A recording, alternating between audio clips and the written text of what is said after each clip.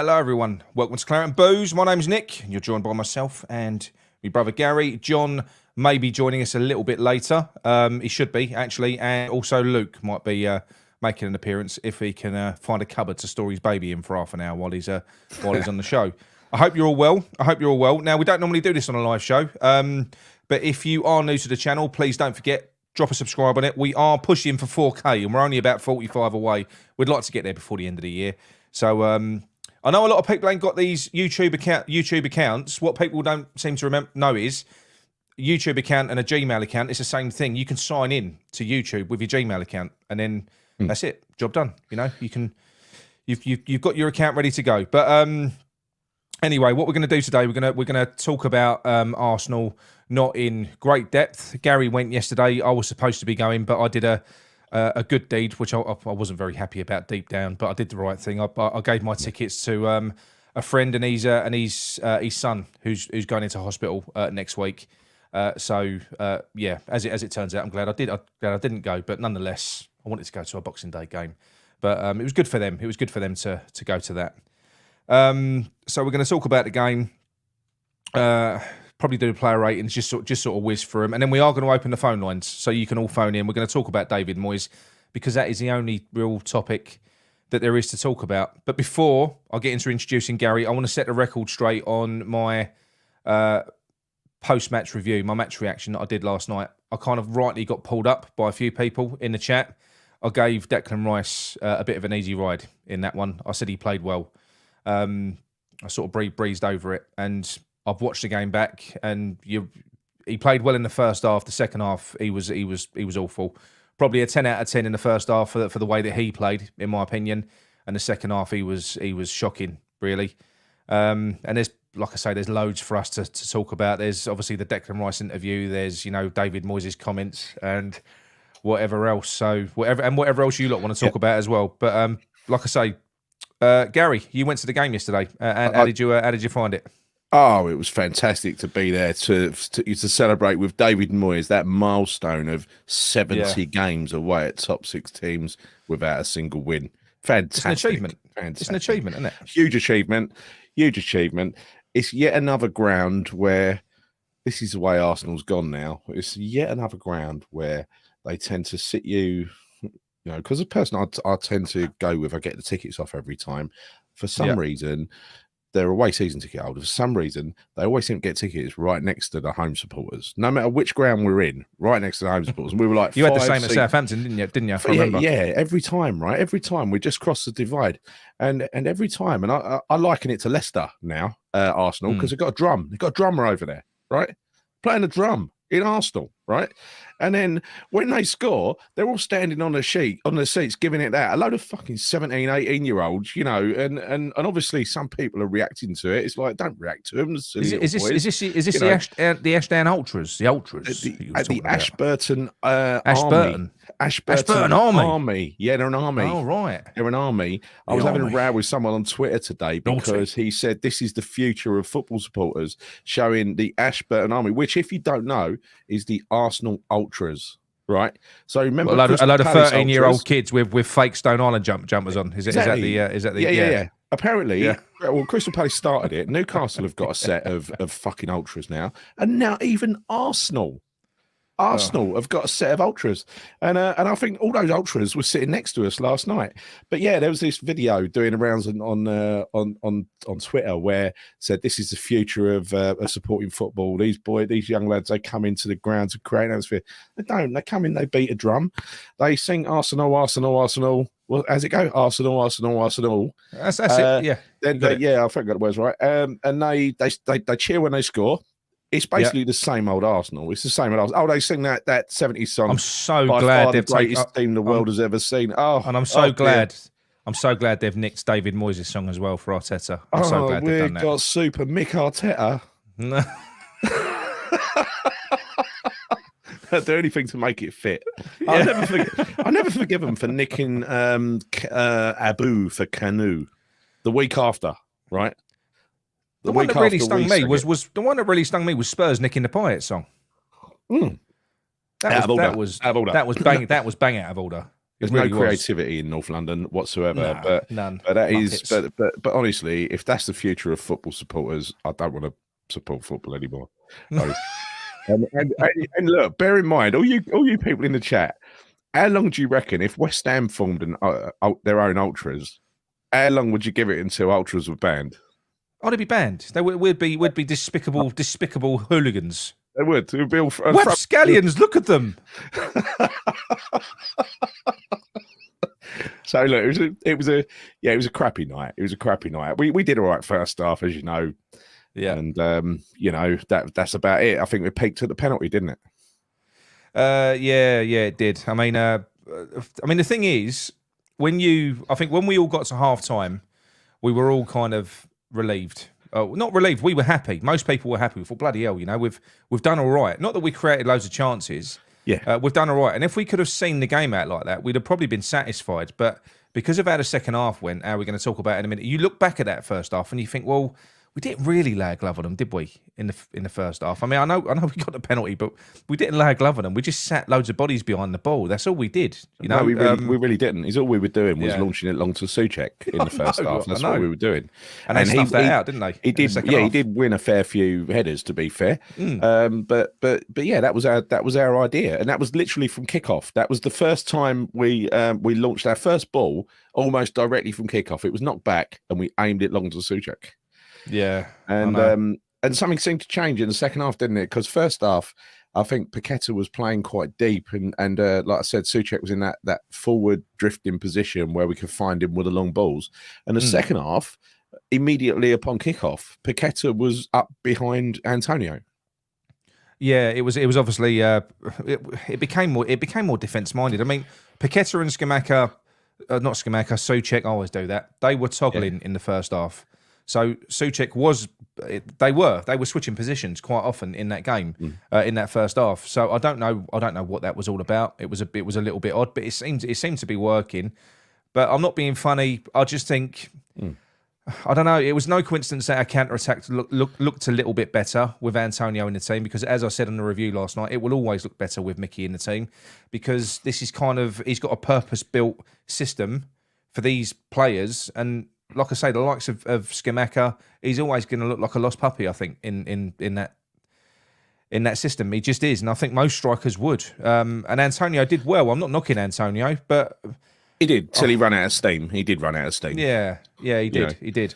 He probably should have done a little bit better, shouldn't he, early on in the second half, I think, with that chance. But he created that himself. Straight from kickoff. If he'd have got the shot away earlier, I think he'd have had a chance. But again, and low and hard across the keeper. Low and hard across the keeper. What was that all about? The shot. He left it too late, so he had to go near post, didn't he? Yeah. Did you see David Moyes' crazy celebrations when Benrahma scored the penalty? He was really chuffed for him. Did you know? Was he delighted? Was he absolutely delighted? Yeah. Stony face, didn't react. Nothing. He was just thinking how he's going to slag him off after the game, because he, when asked for his comments after the game, like what he thought went well and what he thought went badly, he picked out Benrahma again. Yeah, right. I know. I find it amazing. Embarrassing. It's embarrassing. How do you pick out Benrahma? I mean, I realise, in the second half, Benrahma the team were kicking towards us, right? And so I saw firsthand a wasted shot from Benrahma that he should have wasted, right? And a spurned possession. But I also saw that from, I saw wasted possession from Paqueta. Have you seen Thomas Souček's pass success rate? No. I know he was winning headers. It is woeful, Gary. It's one of his worst. It was embarrassing. But nonetheless, it doesn't. I try not to react to Benrahma when he gets forward and beats men and then fucks up the final ball. At least he's trying, right? At least he's trying. And what happened yesterday was the incident that Moyes picked out was for the equaliser. For the equaliser, he said Benrahma played an underweighted ball. That's it. You're expanding on that because Sharky wanted to know what Declan Rice. Yeah, to Declan Rice. Now the thing is, Moyes conveniently forgets that before he played that underweighted ball, he was slightly underweighted, but Rice should have done better in my eyes. I mean, Rice must have known he weren't going to win the ball cleanly, and he kind of let it go, and Odegaard went on and had a shot without Rice even bothering to close it down. But what led to that pass was an absolutely fantastic interception by Benrahma. Yeah. Yeah. It was clean and clinical, and then he got a bit excited and played an underweighted ball. But that goal was not his fault. It was first of all Rice's fault for not closing down. Rice was weak. He was weak. He got bodied off the ball. He did. Well, no, that was for the other goal. This first one where he ended up, he ended up, Odegaard ended up 5 yards in front of him without Rice even bothering to change. He's standing there fucking flapping his arms around and, bitching. And Soufal played him onside, didn't he? He played him onside. He did, ridiculously onside as well. He was sort of 4 yards away from the defensive line. So I've got no idea what he was thinking there. But then again, do you know what? Because it was all in the second half. After Soufal was booked, he should have been removed because he was rattled at that point. He couldn't make a tackle. He couldn't jump in. Why David Moyes left him on the pitch? Because they just fucking targeted him. Everything was just pouring down that wing. When you watch it back, they was really I know. But special mention for the shithousery, the mastery of the dark arts, and this is what they people bend over backwards giving credit to Arteta for mastering the dark arts and getting his team to play that way. In other words, to cheat, right? And what they tried to do in the second half was to get either Bowen or Soufal, both of whom were booked in the first half, to get one of them sent off, right? And that is just shithousery, dirty filth, nastiness from. I am sorry, Gary. I'm not going to knock them for it because I just think it's a winning mentality. I think if there's certain things that they started doing, for instance, right now, listen. For instance, what they did in the first half, you had Antonio up against Gabriel and Saliba in the first half. He was bodying them and they was fouling him outside the box. What they was clearly told to do early on was no, foul him further up the pitch. They were just taking him out further up the pitch. Everything they were doing, they were being rough, they were being nasty, they were being this. Now, I'm sorry, but that is what all top clubs that are winners, they do. And we don't do it enough. We complain about our team. We don't do it at all. We don't do it at all. So I can't dig out a team for being nasty. There should have been someone when there was one moment where they picked up, I think it was Ben Rama. You had Xhaka and someone else. He went down. They literally picked him up off the floor. There should have been one of our players, probably our captain, that should have been fucking steaming in there and giving someone a nibble. I don't think it should be. My point is, yes, it's necessary. It's necessary, and I wish we did it. But the TV, they fawn over themselves. Sort of saying how brilliant it is. Well, it ain't. It's cheating. It's legal cheating. They get away with it, right? Yeah. And all the big teams get away with it. I don't think it's something that should be admired. I think it's something that should be outlawed. But there you go. Just my opinion. Just my opinion. And it's not an excuse for losing. I mean, Arsenal outclassed us. Right? Yeah. It's just something that annoys me when I go and watch football. It leaves a bad taste in everybody's mouth. I mean, if you watch the Tottenham game, do you know the Brentford Tottenham game, the earlier kickoff that day? Did you see Wassie's faces? I mean, I think you had Kane the headbutt dive in the back of the head. No, not that one. But then you had Danny Averend. You had what's his name? You've got Tony, and who's the other guy they've got up front? There's two of them, isn't there? That guy went through. It was the most embarrassing dive, Gary, you've ever seen. It was ridiculous. And I mean, he saw the keeper coming, and he's literally just thrown himself. Antonio's been guilty of it. Antonio dives. He buys dives. He cheats. I think all it is, we've just not got players. I don't agree with it, but what I'm saying is that's. Yeah, I'm sorry. We got bullied. We got bullied in every aspect. David Moyes got bullied by Arteta. He did. We did.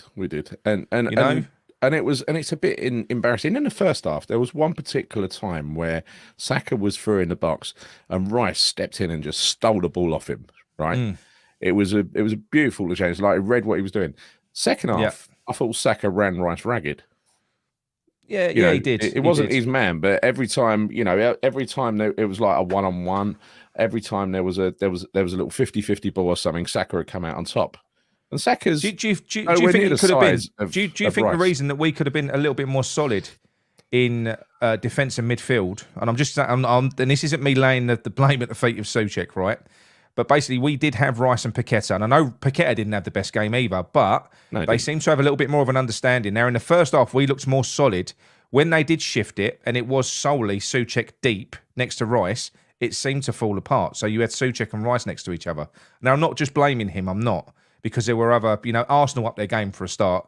Arteta basically made tactical tweaks. He saw what wasn't working for Arsenal in the first half. He made the necessary changes. He countered David Moyes. David Moyes did fuck all until 15 or 20 minutes after we was 3-1 down. He did nothing. He did nothing. He did nothing till the very end of the game. We were 3-1 down at 70 minutes to 75 minutes. It was like a training game for Arsenal. Yeah. They were 3-1 up, and they were literally just dictating, what we could do. I mean, we went close at the end when Arsenal switched off, and Fornals and Mabama came on for like the last 5 minutes, didn't they? Yeah, but that killed me with Mabama, right? It's his debut, and he came on. It was fair enough. He came on with 4 minutes to go. There's a few minutes of injury time. There were only 2 goals away. You bring Mabama on with Antonio.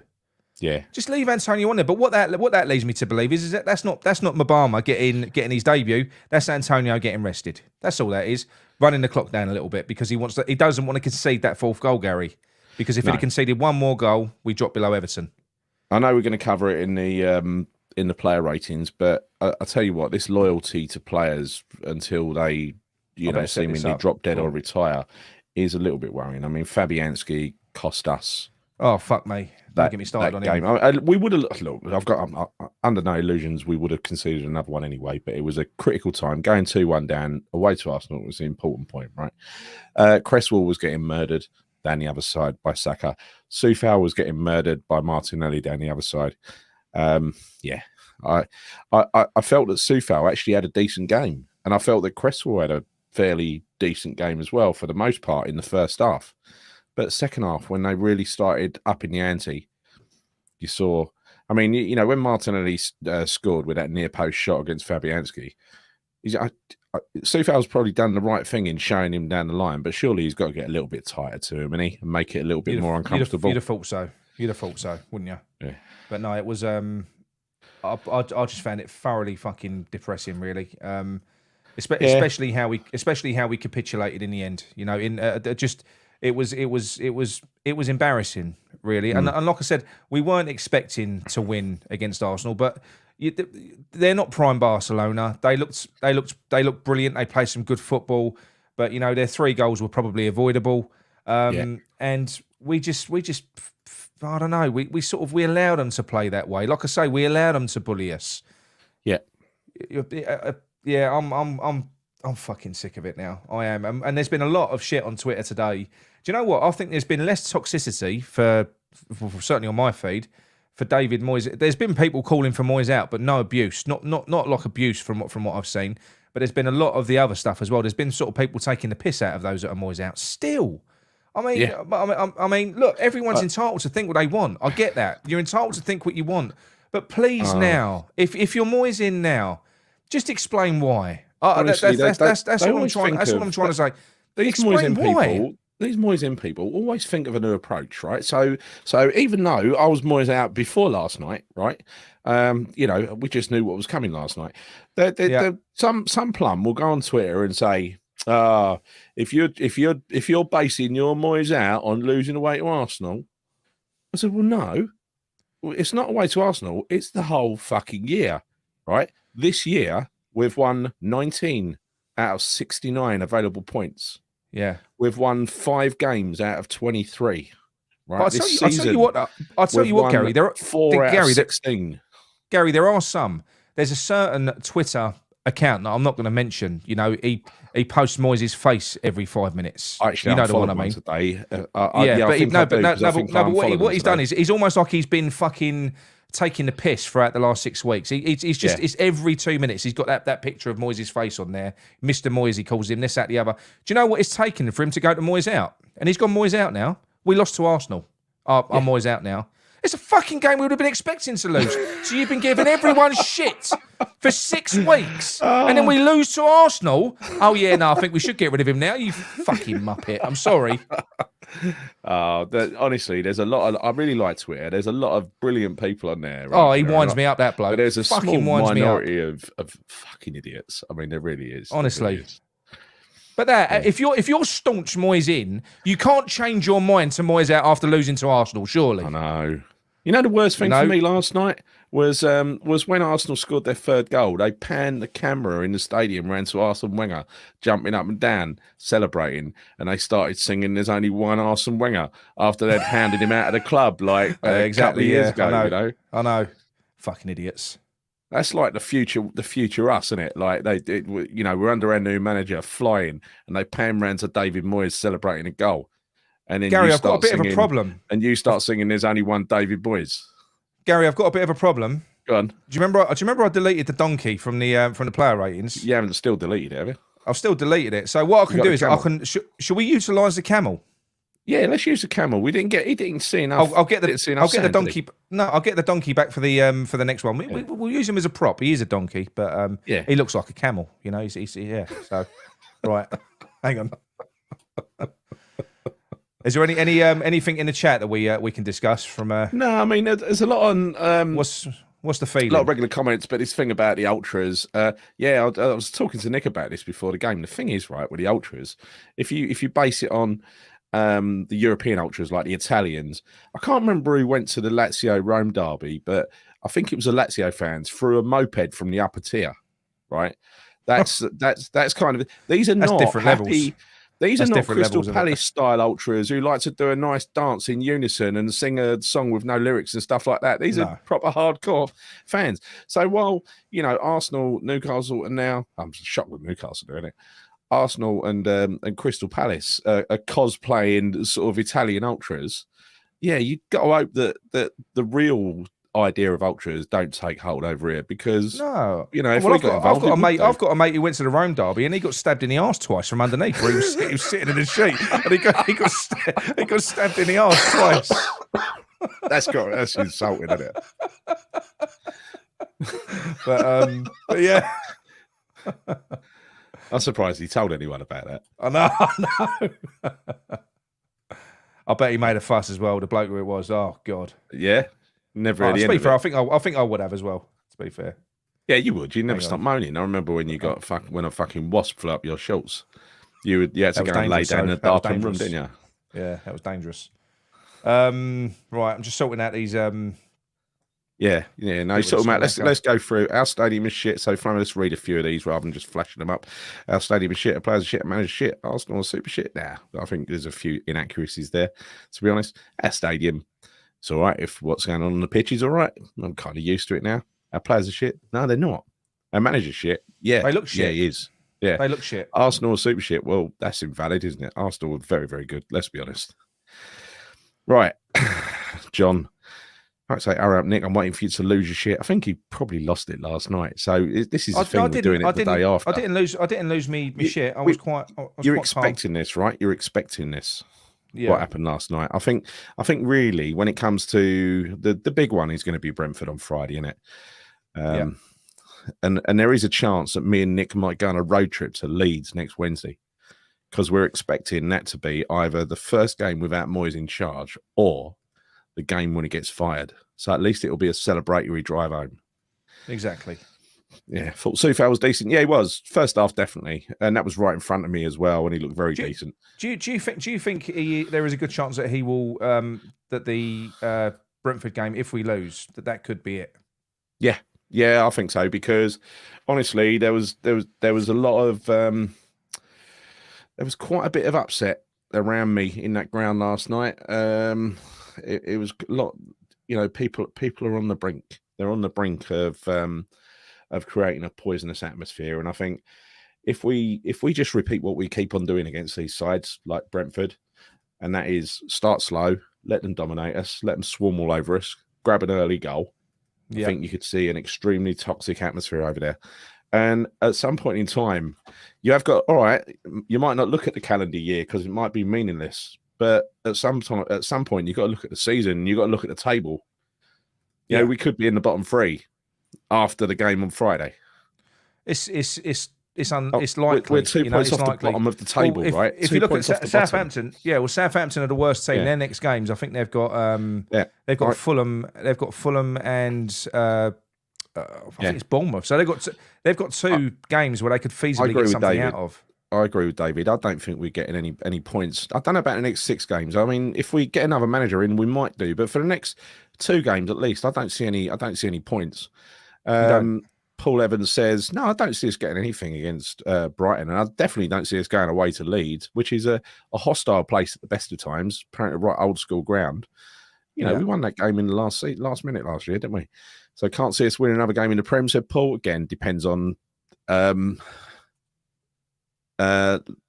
what happens with the manager. Lawrence says Antonio can't finish a bag of crisps. Well, talking of Leeds last year, do you remember that finish? Great finish.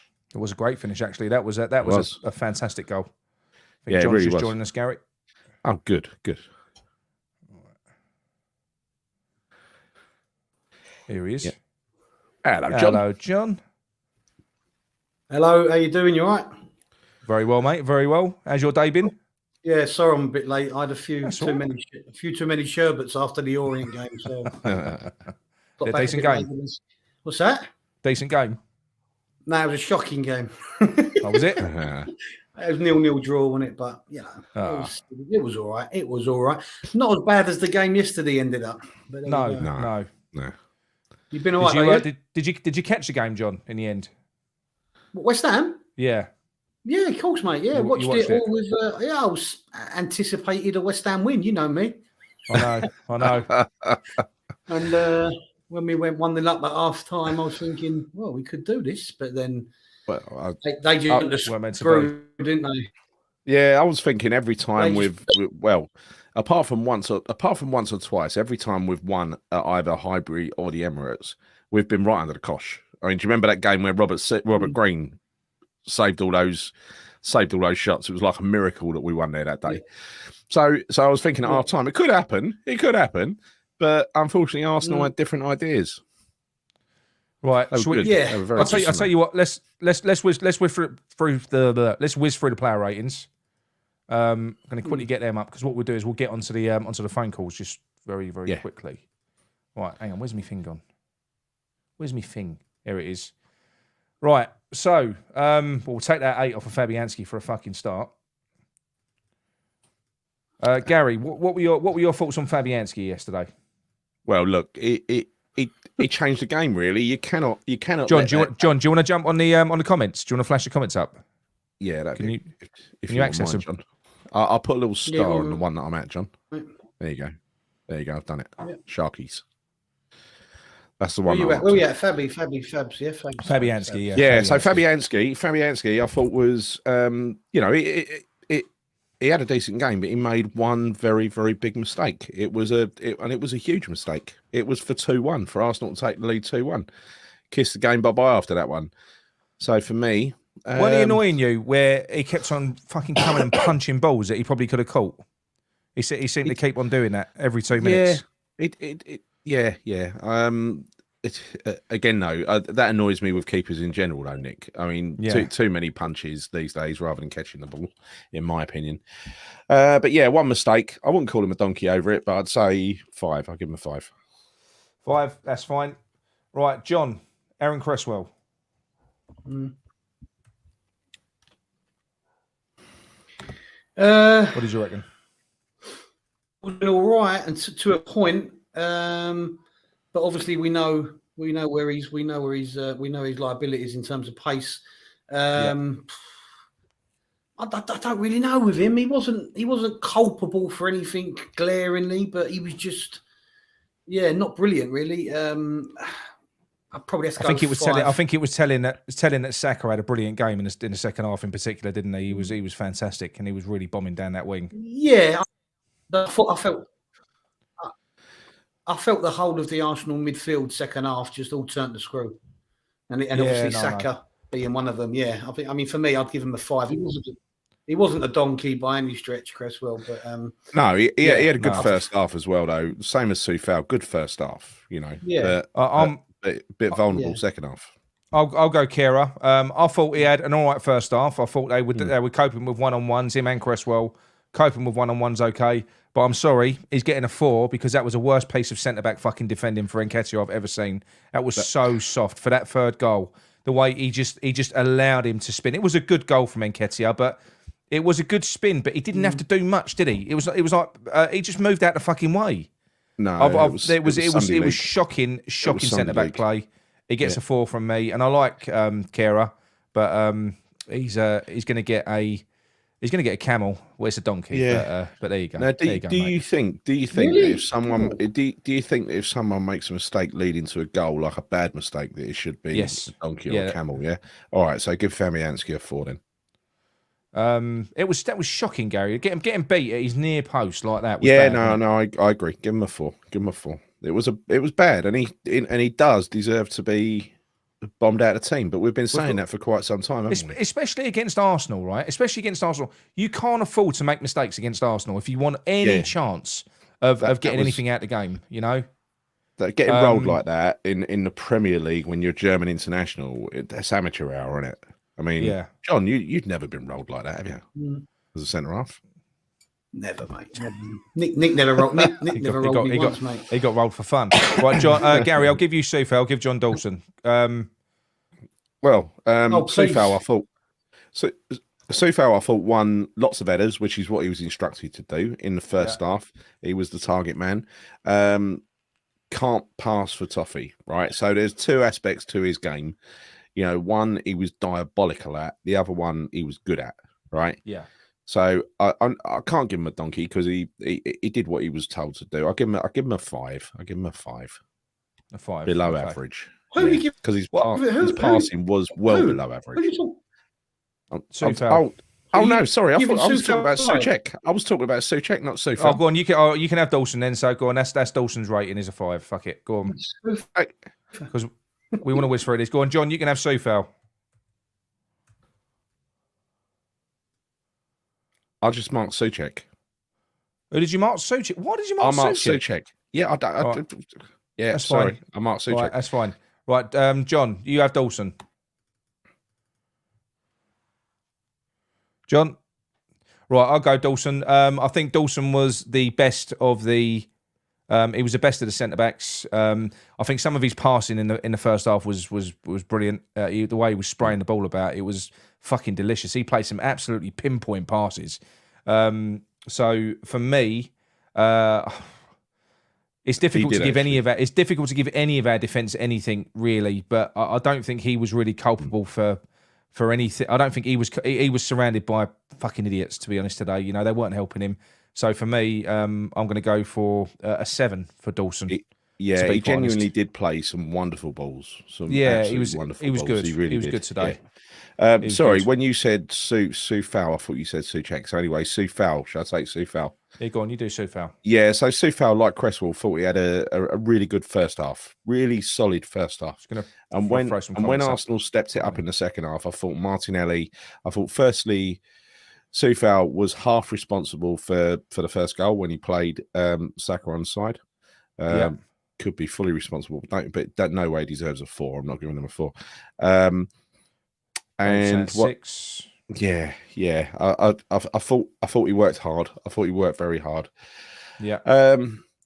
Yeah. So I'm going to give him a. I think he was responsible for a goal, wasn't he? He was responsible for a goal. But I'll give him a 5 because of that. I'm not going to stoop to a 4, but I'm going to give him a 5. Okay, you can't, lovely. You can't be responsible for a goal and not get punished. You can't. He would have got a 6 otherwise. We've got a couple of super chats here. No one's keeping an eye on the chat here, Gary. We've got a couple of Dave's banter. Thank you very much. I've been Moyes out since the end of last season. Every manager in the Premiership has worked him out, and he can't change a thing. Yep. No, I agree. And thank you very much for your generosity. Yeah. And we've got another one here from Sofian. Brilliant. What's this? Enjoy the £9 costs the same as a small portion of fish and chips. A small portion. Gary, a small portion of fish and chips at the bowl. Yeah. Thank you very much, Sofian. That's really really kind of you, mate. Thanks for doing that. Cheers. Yeah. No, we'll get a bit. Gary, you concentrate on the comments. Yeah, I'll go through the comments. John's obviously he's plugging himself into the mains. So what did you say? What did you say for Soufal, Gary? A 5. 5. Okay. Right. Let's. Can't give him a 6 because he did concede a goal in my eyes. Yeah. I'll do Rice. I'll take Rice. I think he won a 10 out of 10. He was possibly a 9 out of 10 in the first half and probably a 3 out of 10 in the second half. When I've looked back and I've watched the game back and I've seen not just his mistakes, not just the fact there was a lack of effort and he got bodied off the ball. It was his body language, throwing his arms up in the air, acting like anything other than what a fucking captain should act. He was moaning at people. He was a fucking baby. He was. Do you know what? There's a couple that are saying he's been doing that all year, and we've been having this conversation over and over again. Do you know what? Do you know what? Sorry, Rice, but I'm not sorry. You're getting a 4, mate. There you go. Yeah, you shouldn't do that as a captain. Really shouldn't. No, you're getting a 4. It was. You fell apart as much as anyone else. Rice did, and whoever comes in, we'll talk about this later. But whoever comes in with Declan Rice, I fucking hope. I hope they sit down with him and they say, right, you're a brilliant player, Rice. You are the captain. Yes, you are. You're important to this team. But you come out and you fucking flash your knickers to the press and start talking about anything other than West Ham, like he has been doing. I will strip you of your fucking captaincy. I will. That is what I want. That is a line I want someone to take with him, because he has not been a good captain off the field at all. And that it's all important. I still feel, I'm very funny with the captain of West Ham, right? The captain of West Ham to me is one of those hallowed positions, right? Where, it should be a privilege to have it. Now, it does not sit well with me. I don't care how fucking good he is. I don't care how good he is and that he's an England regular, right? That doesn't mean he's too good for West Ham in my mind. No. And the way he, as flippantly, the interview he gave at the World Cup, where he's basically talking about the next step in his career while he's still the captain of West Ham. And now he's being petulant, and he's been petulant all year. You don't see a leader on the pitch, do you? You don't see a leader, someone that's you see someone who's really trying his heart out to get forward and lead by example and open up the opposition and do what he can. And he looks very impressive doing it. But do you see him bonding that group of players together and creating that atmosphere? Ballon Dawson's hit the nail on the head. Rice shows more aggression to his own players than he does the opposition. I think he does. He's fucking whinging. He whinges all the time. He's just. Yeah. You can tell he thinks he's a cut above. Do you know what I mean? I'm a Rice fanboy. I am. I'll admit it. I think he's brilliant, but he's done too much. I'm of the opinion now. I'm not being funny. We don't need Declan Rice to be 17th in the fucking Premier League, 16th in the Premier League. We don't need him for that. So do you know what? If he wants his move, fucking sell him in January. We'll use the money. We'll reinvest it. If you can sell him, if he doesn't want to be here, because it's not like because he is world class, but it's not helping us really, is it? It's not. He is world class. I tell you, he's world class at playing in a central defensive midfield role. Yes, and not being captain, just concentrating on that role and breaking up play. Where he's not world class is that box-to-box midfielder. He ain't a box-to-box midfielder, right? No, and he's not world class captain either. It was just for me that the way that, like you said, with Odegaard, when he got bodied off the ball and then Odegaard sort of drifted through, the one where Odegaard sort of scuffed that shot. Yeah, he was lackadaisical, Rice. He weren't even sort of trying to close down like he would normally. You mentioned the effort that he applied himself in that first half, and he was brilliant in that first half. The way he did cut out that run from Saka where he chopped into the box from the right hand side. Rice was there. He kind of we know how good he is, and that's why it is fucking unacceptable, especially from as he's our captain to behave like that. It really is, and I'm sorry. He's got if he's not gonna put it all on the line, then what chance have we got? Do you know what I mean? I think you're right here, Mandy. 23 is too young for captain. There's something that I was worried about from the beginning of the season. He had a lot of much older players in the dressing room, and he probably wouldn't have the authority. He wouldn't have the authority to be a captain. And apparently the phones are back out as well. And he's spending a lot of time on his phone. Other players are spending time. The phones were banned under Noble. Right. Yeah. Noble didn't do a lot on the pitch last year, but he was still the club captain, and that discipline was still instilled into the side. Albeit we can't brush over the fact that we had a terrible second half of last season as well. No, that's right. You can't. Right, Gary, you do Paqueta. Paqueta. Now, it was a game of two halves for Paqueta, like it was with a lot of players. Now, whether it was a game of two halves because Arsenal just didn't get their act together until the second half, until they sort of figured us out and they came out with a game plan. Whether that was the case or not, I don't know. But we can only take it on face value. Face value, he was quite good in the first half, Paqueta. He was playing deeper. He was playing deeper.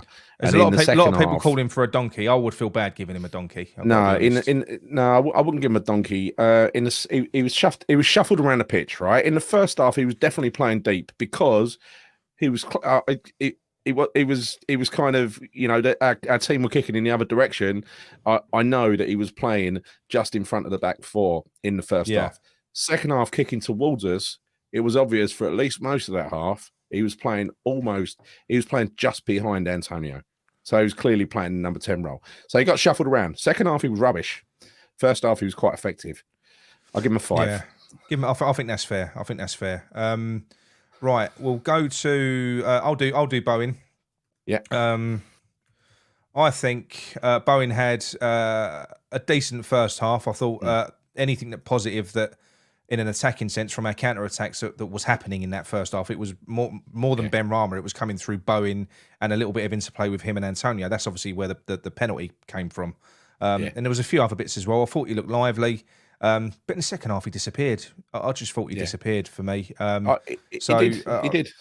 He did. And like I say, the first half, he looked all right. So I would say he was probably a 7 in the first half, and under par in the second half, as a lot of them were. So I'm probably going to go 6. I'll go an average game because I think that's all it was from him. What do you reckon about this comment from Football and Boxing? Rice has done a lot for your club, lads. Come on. Well, I think yes, he has, and we've done a lot for him as well. Right? Yeah. No. Look. Listen. If you might be new to the channel, I've pissed a lot of people off with how I always defend Rice. We all recognise how good Declan Rice is, but I am sorry, there is no player that is bigger than the club. Rice being a world-class player and being our captain isn't doing anything for West Ham at the moment. We're still loitering by the fucking relegation zone. He's not dragging us up, is he? He's not doing that. He's not inspiring. He's not inspiring the team. He's not. In fact, his own performances aren't inspiring, to be quite honest. You know, we know what a great player he is. No one will ever doubt that. And we know what he's done for us. Like I say, a lot of people they will give Moyes full credit for what he's achieved in the last 2 years, for what he has achieved. Declan Rice is equally. We should be equally as thankful to Declan Rice for that, because without Rice we wouldn't have done it. It's as simple as that. So no, I am grateful to him. But anyway, Ben Rama, Gary. Yeah, sorry, this happened as well. Luke is mentioning an incident that happened where I think it must have been that goal, that goal for 2-1, where it was between Soufal and Fabianski, and Rice just rolled his eyes and sort of, mockingly laughed as if to say, "How shit are you, mate?" But hang on a minute. There's a lot of people that are saying Soufal made a mistake there, right? Martinelli is twice as quick as Soufal, Yeah. and I don't like Soufal, right? I'm not his biggest fan. But all Soufal could do there was show him the outside and show him wide. That's not the point. That's not the point. The point is that Rice, the way he reacted to it was just to roll his eyes as if to say, what am I playing? Oh with yeah, it? no, I know, I mean? I know. But what I'm saying is, a lot of people are saying that Soufal made a mistake with that. I don't think he did. I think that was all on Fabs. Soufal couldn't do any more than what he did. He showed him wide. It was an acute angle. You should be able to trust that your keeper will deal with that. Yeah. From an angle like that, and it didn't happen. It didn't happen. But anyway, Gary, Ben Rama. Ben Rama, had a decent game. Scored the penalty. Always looking to get forward. I think he, funny enough, got forward a lot more in the second half rather than the first half. Right. So he didn't do much with it. I mean, he's frustrating as he always is with the final ball. One shot that no reason why he should have shot there with his left foot. There was nowhere to aim for. And another one where he's just completely fumbled the final ball. But it's what he does. But I do like the way he runs at players. He's always an attacking option for 6. I think a 6 is fine. He gets a negative point for trying to do a step over on the corner of our box. And he got caught. He got caught out by Odegaard. Yeah. I mean, at that point, I'm sure it was like, no, it weren't 3-1, was it? No, I think it was 3-1 because that would have made it 4-1. So. I mean, that's the only issue you've got when you play a player like Benny and you instruct him to do something that isn't his role. He's not a defensive player. He's got sticky feet. He doesn't like to let go of the ball. No. You run the risk of that. You should be allowed to in any scenario. Bowen is defensively disciplined. You can have him come back and help, but we should be able to sacrifice one player to leave him upfield. Fucking leave Benny upfield. He's not a defender. He's not. When you got him on the pitch, how often did Payet? I know he's not in the same league, but how often did Payet come back and defend? He never did. He never did because he was too busy opening up oppositions and making them look useless. Still on this topic of Declan Rice, world-class defensive midfielder. You did say 6, didn't you, Gary, for Benny? Yes. Sell Rice in Daniel B1 UK 0 says sell Rice in January, reinvest the money in a new top-notch manager. Ballon Dawson, cash in. Black Country. Would Rice be the captain at any other club at his age? No, he wouldn't. Let's face it. Yeah. Not the clubs that he's aiming for. He ain't going to walk into Man City or Chelsea and be the captain, is he? Yeah. Tasman, as Benny's fighting a losing battle because Moyes hates him, and yet Benny at least tries. Can we please get off his back? We're not on his back. No, we're not on Benny's back. We're not on Benny's back. I was on Benny's back last year. I'll be open and honest. He wasn't my favourite player, but this year he's been trying. He's been better, much better this year. He's been one of my favourite players this year. So no, but you call it as it is. I don't think anyone played particularly well in that game. No, he's been one of the players of the season so far, Benny. Yeah, and if you look at the scores in this team, he's got one of the highest scores. He has. Antonio.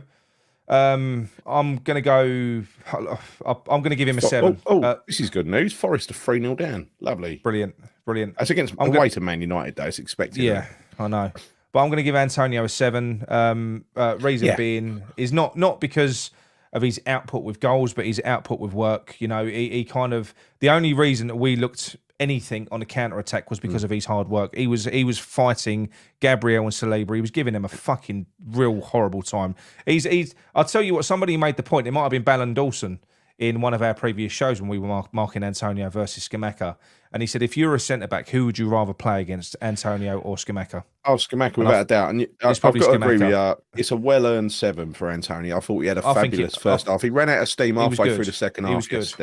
That's not his fault. Right? This is good news from Amazon 89. Claret and you, as we know, related to, they're closely tied to Sullivan, reporting that Moyes is on thin ice. Yeah. But we knew that, you know. I mean, the thing is, but it makes him look a bit foolish, doesn't it? Yeah, but the thing is, we've been saying this since day one. So on the David Moyes thing, we'll go into this later on. You'll have all of the same sources, the official sources, like David Moyes coming out giving his official press statements, all coordinated and timed with the usual. Oh my God! After the game yesterday, where they said to him, what was it about Mikel Arteta? And they said, and he's turned around and said, oh yeah, the thing with Mikel Arteta, even when the chips were down, Arsenal stuck with him. No, that was before the game. That was before the game. Yeah, but but what I'm saying is it was like a coordinated attack. So everyone was pushed to send out the same fucking message. So there were certain YouTube channels that have been singing this fucking song for ages. We all know who they are. There's been certain news columns and everything else. And do you know what? When the club change their stance, so will these channels. And that is the only time it will happen. It's the only time it will happen. Oh yeah, because they peddle the fucking bald narrative because it's the bald mouthpieces that are telling them what to say. So at the end of the day, we've all known. It's blatantly obvious that the bald will not stand by and watch us get relegated. Therefore, we've been saying it since day one. If he lost against Arsenal and then he goes on and he loses fucking either this one or and the next one, he's gone. Not because it's the right thing to do, but because we're at risk of fucking relegation. Exactly, and all of these other people have been saying it till they've been blue in the fucking face. He ain't going. You got to stick with him. You got to do this. No, look, I'm sorry. This is not personal against David Moyes. He's been spiraling out. David Moyes has been spiraling out of control in terms of his tactics and everything else for a fucking year. It's not personal. I just don't want him managing my team no more. It's just the way it is. And do you know what the horrible thing is? I tweeted this earlier on. David Sullivan, that little monster munch-handed fucking twat, what he's going to do, he's going to wait until every single West Ham fan hates David Moyes before he sacks him. He's going to leave it that long. He's going to leave it until everyone turns on him. And that is wrong, because I don't hate Moyes, but that is wrong, because then that does destroy his legacy. That destroys everything that he's fucking worked for, and that is wrong. So, no, I'm sorry. Anyway, Yeah, no, I completely agree with that mini rant. This is making. We said this several weeks ago, didn't we? We didn't want it to get to the point where we start to really. He's on thin ice. Fuck me, we've always known he's been on thin ice. Yeah, we don't want to get to the point where you're sort of hating on him. You know, let him go and let him have his achievements for a great couple of years. Fantastic. Well done, Dave. We'll clap you when you're in the executive box in future, right? But no, they're going to let it rot. They're going to let it stew and let it get to the point where there's friction between the fans and the manager, right? But look, I'm not going to. Well, no, Ballon's right here. Look, Ballon's saying, don't blame Moyes. Now it's on GSB. I completely and utterly agree. But we've got to get David Moyes out. Ballon, he's got to go. So unfortunately, that's what's got to happen. And you know something? How fucking ridiculous are they going to look? They wasted 6 weeks. And like I said to you, these Twitter accounts are all of a sudden, we've lost to Arsenal. Now they've just flipped like that. Bang. Oh, no, I'm Moyes out now. It's a bit weird, isn't it? How all of a sudden, everyone coordinate. They're coming down like a fucking pack of cards. And you got the same people coming out saying that, I'm telling you now, he probably will go. He might even go before Friday, for all we know. If these messages are coming out now, they were gaslighting I bet he's going to go. They were gaslighting us, wouldn't they? They were gaslighting us and channels like us, saying that, you know, because we were Moyes out, we've been Moyes out for several weeks. It took Nick not very long. It took me a bit longer, right? Yeah. And then John joined as well, and we were all Moyes out, all 3 of us, right? And we've all got independent thought. We don't go through some, you know, there ain't a channel decision that we're all going to be Moyes out. We've all got our own, our own brains. And these people were saying, what are they going to do if Moyes turns it around? And we're sitting there thinking, well, look, he ain't going to turn it around. It's a bit of a long shot. But if he does, we would be happy with that. Right, we would know because we just want West Ham to stay up and do well. Listen, I said this earlier on. Most people who watch all the channels, they will know that a week ago or 2 weeks ago, there's been this guy that's been banging the fucking drum. I'm not going to mention his name, saying, "What are these channels going to do? What are they going to do if he turns it around? What are you going to fucking do when all you've been doing for fucking 2 months, 3 months is telling everyone what idiots they are? Yeah. You've got to stick with him until he's got us ready until the very end, the bitter end. What are you going to do, mate? Go from a plater to a hater, isn't he? Exactly. A plater to a hater. Fucking, that's what you are. Bang. Yeah. Right, here we go. Sorry, John. You joined at the right time.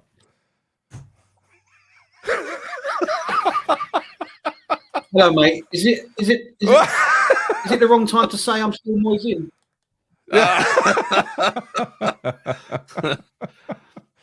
But yeah, I don't know. Apparently, you might have missed that, John. Apparently, Claret and Hugh, they've released a statement now officially, because we know that they're linked in with the board, saying that Moyes is now definitively on thin ice. He's gone again. Hang on. Yeah. He's got fucking Tesco Mobile, hasn't he? Broadband. He needs to. Has he changed his setup again? Because, you know, he hardwired himself in, didn't he? I bet he's using Wi-Fi again, isn't he? I know. But anyway, John will be back in a minute. But anyway, look, Gary, I can't talk about Moyes anymore. And this is the thing. I don't hate Moyes. I hate the situation. Yeah. I hate the situation. Yeah. Okay? I don't want him managing the team anymore. I'm fucked off of it. I hate his style of football. Detest his style of football.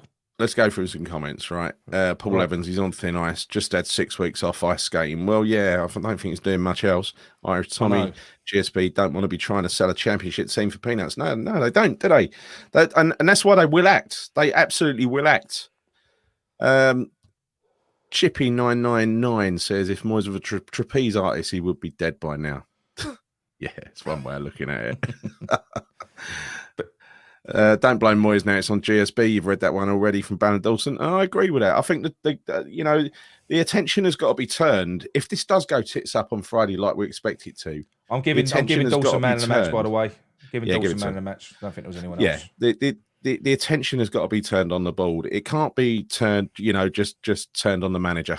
We've got to show the board how unhappy we are. They don't like it. They don't like it up on the board, do they? I don't like it up on. No, but what I was going to say, Gary, can you Moyes please go back close? To can you do the Moyes review, please? Can I do the Moyes review? Yeah, we've got to give him a score. Really? Give him a fucking score. Yes. Oh please. My God! Right. Okay. Look, what we got yesterday was exactly what we feared. Right? We feared that we would have this 6 weeks World Cup break. What's he done, Gary, in the last 6 weeks? Can you tell me? Nothing, because we called it, and disappointingly, because you don't want to call these things, right? You call it because you think you know what's going to happen, and what we thought would happen absolutely did happen, right? We thought that he would stick to 4-2-3-1. We thought that he would stick with Souček in the middle and Fabianski in goal and everybody else. He did exactly what we expected him to do with those available players that he had, right? He also played very defensive. We got a penalty. it was really a hopeful punt up the field. That it was a good decision by the referee. A lot of referees wouldn't have given it. But that was really the only attack, one of the only attacks we had in the first half, and it wasn't really, it kind of broke for us. There was a bit of luck, if you see what I'm saying. And then we had that chance at the beginning of the second half that was made by Antonio. Other than that, we waited until the end of the game until it was fucking until it was he did nothing. He didn't react. He obviously thought that it was fine the way we were playing because we went 1-1, 2-1, 3-1, and he didn't react at all with a substitution. So I'm sorry, but this is utter shit from Moyes, and I'm going to give him a 0. Yep, I agree. John. Are you stable now? Have you plugged yourself in now, mate? I don't know what's going on. I've got the same setup I've had for the last, you're crystal clear now, mate. That's good. That's fine. You'll be all right now. Sorry, I've missed all the best bits. He gets a 0. He gets a 0 basically for using 6 weeks to deliver what he delivered yesterday. That's why he gets a 0. Yeah, no, I agree. Let's get rid of that banner quickly. Right, well that was that got me blood pumping. Yeah. Yeah. Oh no. I heard you. Fuck. Oh no, we don't want to do that. Why'd you do right, that? okay, John, tell us, give us, because obviously you've been away from the group for a little while. What are your thoughts now? Give us a brief summary on where you are with David Moyes. With how long do you think he's got? I think it's interesting. I think it's interesting what Gary just said there, based on, the board have got to act because the club is their asset. The players, the club is their asset. Yeah. Look, I was pro Moyes longer than most, longer than used to, that's for sure. We know that. But I think it was after the Palace game that I thought, he's never going to change. Yeah. And I think I've just lived in hope. Okay, maybe Blink could hope that he'd change things. But when we did the show on Friday, Nick, once again, when it came to picking the midfield, I was laughing because I was saying Downs, but I was laughing whilst I was saying it. Do you know how bang on we got both teams there apart from Downs? Yeah. It was literally that was it. Even with the Arsenal team. I just want to say something about the first goal, right? Because contrary to what some people have said, I think first half we were fairly comfortable. I don't think Fabianski really had a proper save to make that I can remember of note, right? No, they had a lot of possession, which is what you'd expect, right? Yeah. We got the goal. We go in at 1-0 half time. Think, we could nick this here. I don't know why. They turned the screw second half. But I've got to say, if the comments from Sue Fowl earlier last week about if he don't play me, I'm going to go. If that's how... Now, because he performed well first half to some extent, right? Yeah. But he played Saka on by a country mile. He's a mile. Right. He's a professional right back. We all make mistakes, right? That wasn't a mistake. That was a total 2 or 3, 4 second switch off. Absolutely switched off, because it's catastrophic for your fullback to not be in line with your centre backs. And what happened, John? He was about 5 yards behind. What happened? He tracked Martinelli, but the fact is, he didn't have to track him because he could have just held the line. Martinelli's offside and all. Yes. It was so stupid. Because he played well up until a point, but when he did that just you can't have that in the Premier League. You're gone. Is that now settled? The fucking the certainly, even if Areola ain't the right man long term, Fabianski, that's got to be it now for Fabs, isn't it? Especially when we're that desperate. Fabianski's got to be. He's got to be the backup keeper. Thank you, Fabs. You've been amazing for us. But like Souček, it won't be. He will start the next game. He will. I don't know what Areola's got to do to get a game. I think the problems are greater outside of the who's in goal. I think the problems are what's in front of him to some extent. Now, if you've got a player like Dawson who has family problems, who wants to leave, not because he hates Moyes or hates the club, but he wants to leave. He's made it known, but still puts in my opinion, in the main, good performances and never really lets you down. Dawson was probably the best player on the pitch yesterday for us. For the whole 90 minutes. Yeah, I'd was. agree. But yeah, He was. But his head is with his family. His head is up north where he wants to be for family reasons. And yet he can still put in a performance pretty much faultless, right? What Soufal did was suicide because it was ridiculous. As soon as they get that goal, their towels are up. It was early second half. Look, and you come out with a statement like that about I need to be playing. Well, you need to not be fucking making mistakes like that. Sorry. Yeah. Would you swap Lampard terrible. for Moyes? Would you swap Lampard for Moyes? No, I'll tell you what. I was going to say this earlier on. There's a comment here, Gary. There's a comment here from Gary Craig. You know, when we first started the channel, what I did was, everyone, I joined a load of other teams' Facebook groups, and whenever we was doing a match review, I'd throw the video on there as well. But I'm still a member on them, so I'm a bit of a voyeur. Every now and then when things are going wrong, especially, I'll stick my head in there and have a little look. Everton's quite interesting. There's a lot of them that want Moyes. They can have him. Yeah, there's a lot of them. There's a lot of them that want Moyes. Would you take over Lampard's contract though and let him come back? No. What, to serve burgers outside the stadium? Yeah, that's right. That's about it. Yeah. That's about it. Right, let's open the phone lines anyway. So for let me get me phone paired. 1 minute. Yeah. Do it all properly. Do it all proper. Prick on his head, not a donkey, says Kevin. Company for me. Yeah, I'd have company all day long. We all would, wouldn't we? Yes. Well, yeah, he's only 36, but I mean, he's still. Look, I know he done all right in Belgium. He did all right with who was he with? Who was he with? Burnley. Yeah, he's with Burnley. He's with Burnley. Yeah. Dave Clevitt, C&B. Hang on. We've got Dave. Who is it? Oh, no. Is it Trevitt? Hang on 1 minute. Hello, Dave. Dave, can you hear us? Yeah, just about, mate. Oh, good, mate. How are you? I'm all right. I waited all day for that shit yesterday. I know. I know. Did you expect any different? No, Dave. Really? I think the thing is, anyone with half a brain cell knew that we weren't going to win that game yesterday, no matter how we played. But the problem is how we played. When are they going to start showing a bit of bollocks? Basically, what the players? I mean, the players, the manager, especially the manager. I mean, he's got Arteta stood next to him, trying to get half their team sent off, and he's just stood there. He's Scottish, he's a pussy. Now, any one of us that was stood there would have got in his face and fucking knotted him. You know what I mean? I agree about that. It was fucking annoying me, and even down to when they got a penalty in the first half, late in the first half, and it was not given in the end, and Arteta's on the line shaking his head. He couldn't believe that the penalty was and that's why I mentioned it earlier. The shithousery, that kind of the tactics. They were definitely trying to get either. They would have settled for both, but trying to get either Soufal or Bowen sent off in the second half because they were both on yellow cards. I heard you say that, Gal, but I don't think it's dark arts to some extent. I think a lot of that is just being a bit more fucking in your face. You know what I mean? A little bit more.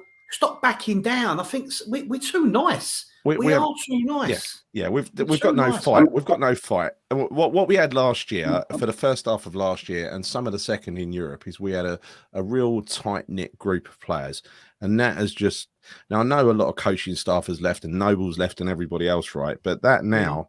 To get that group together and make them pull in the same direction, yes, it's Moyes' fault. It's also Declan Rice's job as well. Yeah, but listen, I know what you're saying. I mean, back in the day, right, you'd have had a Julian Dix, you'd have had John Monker, you'd have had a Mad Dog, and they would have been doing some damage. You know what I mean? Yeah.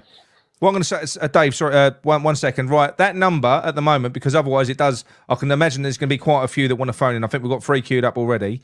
Do us a favour, text me on that number or WhatsApp me, whatever else, and then what I'll do is I'll phone you back.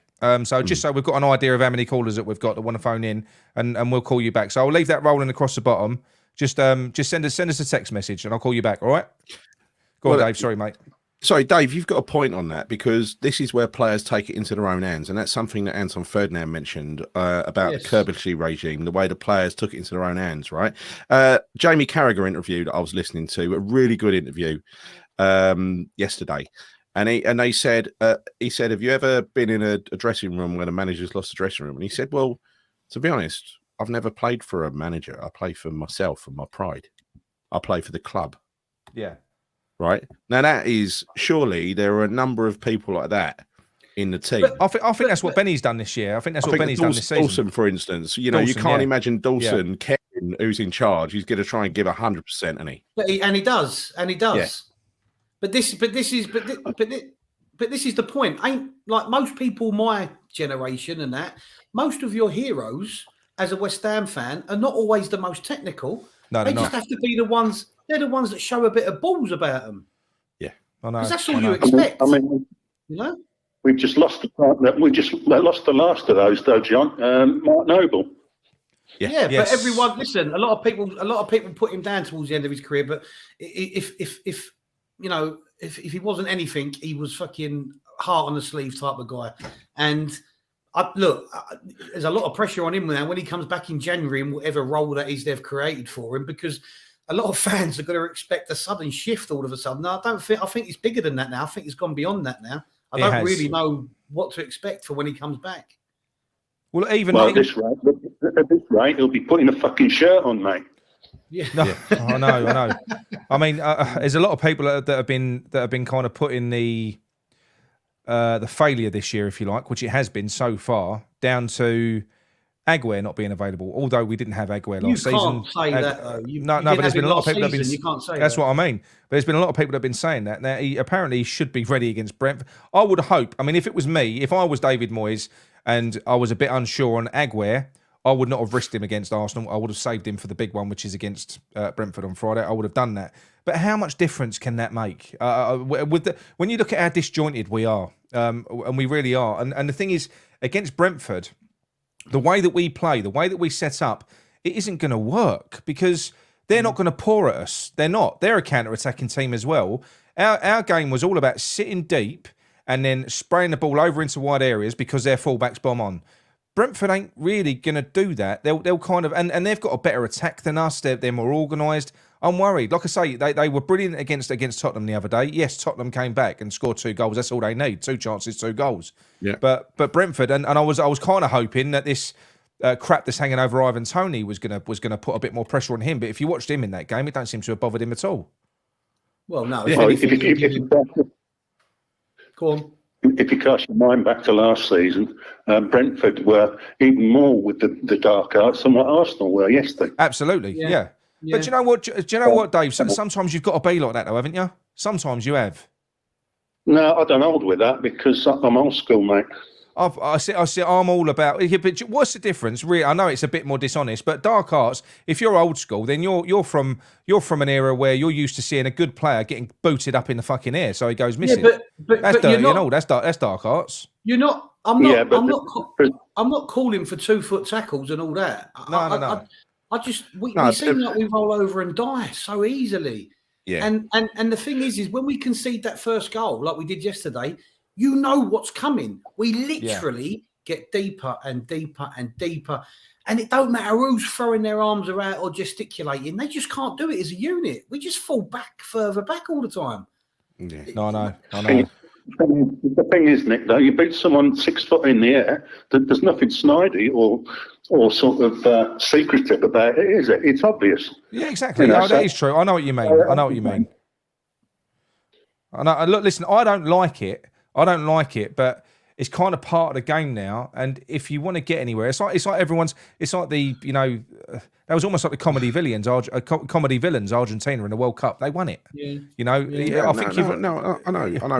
team that does that is usually the most successful. I know that. Yeah, I know that, and I wish because of that we did it more. But I wish more than that nobody did it and nobody got away with cheating because they get away. Cheating's encouraged. Listen. Do you not think how many of the City players, when they get any sort of touch, they go down? Jack Grealish wins more free kicks than that. Jack Grealish wins more free kicks than anyone. Wilfried Zaha wins more free kicks than anyone. It's the dark arts, as Trini Hammer says, whatever you right? want to call it. It's not cheating, right? It is. Well, it's using it to your advantage, Gal. It is, John, because if you're taking honestly, if you feel a little touch on your leg, but it ain't enough to take you down, but you go down anyway. People applaud that and say, "Well, he's felt a touch and he's gone down. Gal, well done, dark arts, master of dark arts." But Gal, because of Bowen's honesty yesterday, he could have not won that penalty in the end. Yeah, because he tried to. Because he took the knock, tried to stay on his feet, and that's why the VAR took so long. Because they wasn't sure I must admit, how refreshing, John. Huh? How refreshing was it for the actual referee to call that straight away as well? Yeah, when he didn't go down straight away because it was minimal contact. It was minimal contact, minimal. But what I'm saying is it cheating to go down? I don't think so. Yeah. Sorry, Dave. And not only that, the fact that he wanted to carry on and score a goal. That's what I mean, yeah. And the referee, literally, he did. That never happens.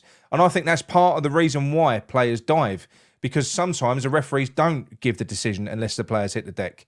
If they start doing stuff like that, referees, then but is you'll that see called more dark honesty. arts? Is that called dark arts when you take a knock in the area and go down? Is that called if Bowen would have went down straight away yesterday? That's not dark arts. If you go down when you don't have to, of course it is. It's simulation. So, but it's if you take a touch, it's called a foul. You're missing the point. With all due respect, you're missing what I'm saying. Yeah, because of Bowen's thing of being honest and wanting to score, he nearly didn't get that penalty when they reviewed it. That's what I'm saying. Most players would have just gone down, and it was enough to go down. It wouldn't have been a dive because it would have been given. But that's my opinion anyway. Yeah no. So I see where you're coming from. Completely see where you're coming from, because what you're saying is you have to do that. You have to do that to get given free kicks, right? Yeah. Is all I'm saying is I've seen this before where they did a kind of study to look at does a little nudge, does a little push when you're running at high speed, is a little push or a little tap on the ankle enough to send you over, to get you to fall over. Well, it kind of is if you're running flat out, yes. But a lot of the time it's the kind of touches they get in the box. It's not enough to take them down physically. No. It's not enough to make them fall over. They train to fall over. No, Nigel agrees with you, Dave. Nigel said dark arts should not be associated with West Ham. I'd like to see a hard team like Dave. Yeah, but this is what I mean by dark arts. Go on, Dave. I was brought up to think that we're better than that. Yeah. Well, yeah, and I would like to see no team get away with it. I fucking hate it, right? I'd like to see us instead be hard, intimidating, a team that nobody wants to play against. I'd much rather see that. I want to see, like I said yesterday, there was a point yesterday. It's not the dark arts. It's how we were being actually bullied by Arsenal. I mean, that moment where Ben Rama he went down, and then you had Xhaka and someone else over the top of him, holding him off the floor. Where the fuck was our team? They should not be allowed. They're already better on the ball than us. They're better on the ball. They're better in so many aspects. You know what we can't afford them to have? More bollocks. Well, the one thing that we should be able to do is bully them, because you've got to compensate. If you're playing a better team, you've got to try harder. You've got to be more aggressive. You've got to compensate in some way. And we didn't do that. We didn't do that yesterday, and it was disappointing. Listen, if they're not prepared to fight now, they're never prepared to fight. And this is the thing. And this is the thing, right? People might say David Moyes coming out in not being positive. They might say he's spinning it to be positive. We're not in a relegation battle. Declan Rice coming out and doing the same thing. I'm sorry, except you're in a fucking relegation battle, because you need the fight to get out of a relegation battle, because you're in one. So they need to accept it. They've got to face it if they're going to have half a chance of getting out of it. They've got to play like they're in a fucking relegation battle. And they didn't yesterday, did they? No. And this is the problem with us bringing these players in, isn't it? They haven't got no bollocks. No. A little bit. There's an element of truth in that as well. I sort of agree with Dave there. What's Zabaleta doing? Kevin Baring, what's Zabaleta doing? I wouldn't mind seeing him giving a go as a manager. Yeah, I like Zabaleta. I don't know if he's done his badges or anything, no, Gal. I don't know if he's done his badges. Random players that have played for West Ham. Yeah. Yeah, I know. John's doing his badges, isn't he? Yeah. Joe Cole doing his badges. Well, again, yeah, I'd give him a go. What about your mate John from the cabbie? Who's the one? The famous one with the Leighton Orient? John Sitton. Should we call John Sitton? Get him down there. They don't employ managers like him anymore, mate. And you can bring your fucking dinner. Did you see that one? Yeah. Oh, I love that. That's brilliant, wasn't it? Yeah, yeah. And you big crap. He's giving it all that. Do you know one of them players was one of his good mates, and he sacked him there and then in the change room at half time? Well, he said, "Yeah, I know it's crazy, isn't it?" It's actually on the video. He said, you got 2 weeks. That's your lot. Off you go."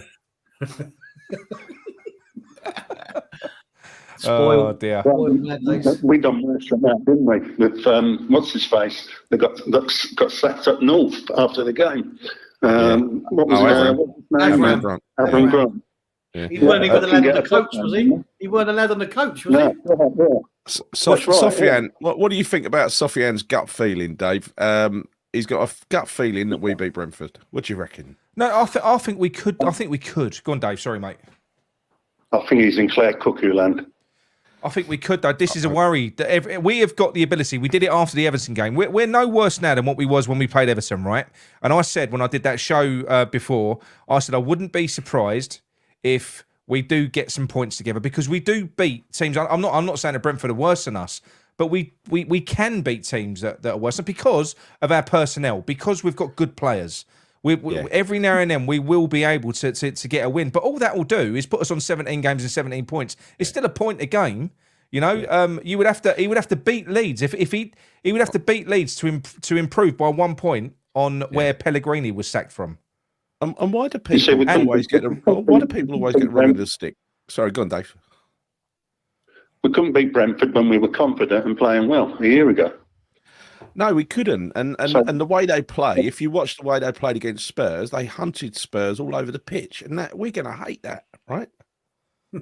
Yeah. So why would you think that we've got a better chance of beating them now?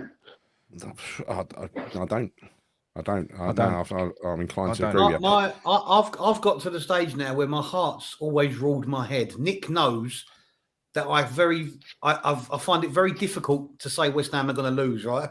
I feel like I'm teetering on the edge now where I just feel like I'm even kidding myself, but I just can't do it. But I don't look forward to any game. And Brentford, for me, I think Brentford's forwards are going to rip us a new one, whether people think they won.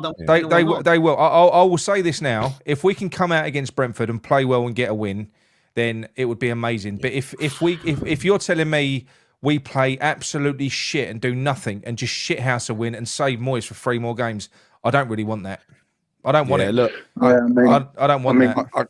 I can't want West Ham to lose in any way, shape. I don't want them to lose. I don't want them to lose. But what I'm saying is, Gary, but we can't. This will it will carry. And the thing is, I am almost certain. I'm not saying that because I'm no fucking authority on football, but I believe deeply that if we retain David Moyes this season, he will relegate us.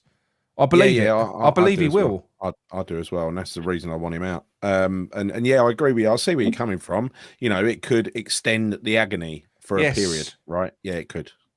I mean, yesterday I switched off for 68 minutes and just had the Amish chat watch along on because I couldn't watch it anymore. Yeah, I know. And I'm lucky. You're lucky I was in the ground. I know. Hey? I know. I had a bit of a lucky escape. You should have phoned me, Dave. Dave, I would have cheered you up. Dave, you should have given me a call, mate.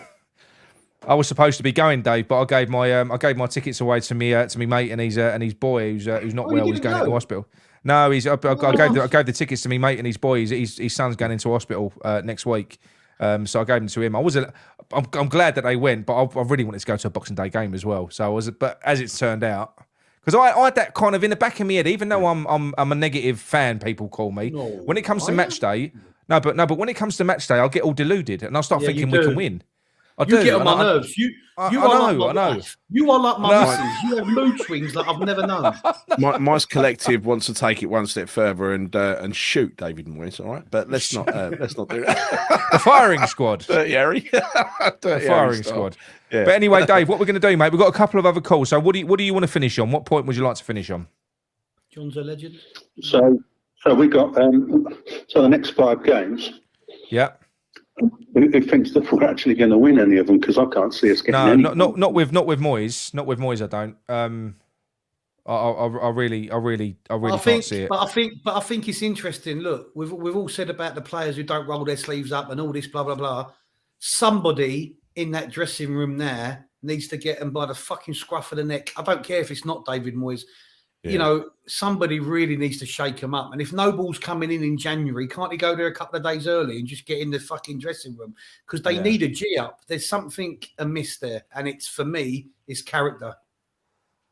What I want to see, is the first bit is one of two things. Either Moyes digs deep and looks to see if he has got a set of bollocks and walks away, or we sack him. And I want that to happen before the next game, and then put Nolan in there until they sort of manager out. Yeah, I think Nolan would be a good shout because I think he has got character. I can imagine he takes no shit. It's going to be Warburton, John. Relationship. What? It's going to be Warburton, isn't it? You know it is. Well, I don't know because I don't want him. Good one here from Nigel. Michael Carrick's doing well at Borough. I'd like to see Carrick come back to wrestling. He's only just started, isn't he? He's only just started, though, isn't he? He's like 4 games in or something. Carrick and Joey Cole, dream team. Yeah. Yeah. Get Cole in charge and all. Got more chance of Nick being given the job. I've done me badges, John. I've done me badges. You bought them down the car boot, you did your badges. Anyway, Dave, thanks very much for the call, mate.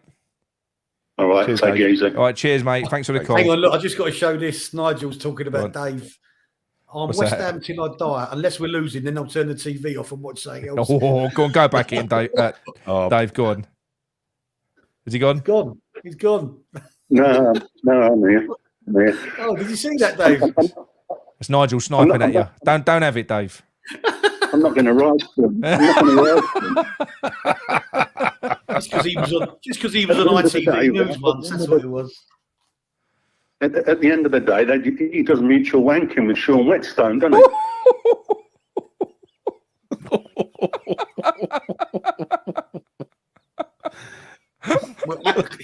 I just want to put a disclaimer in. We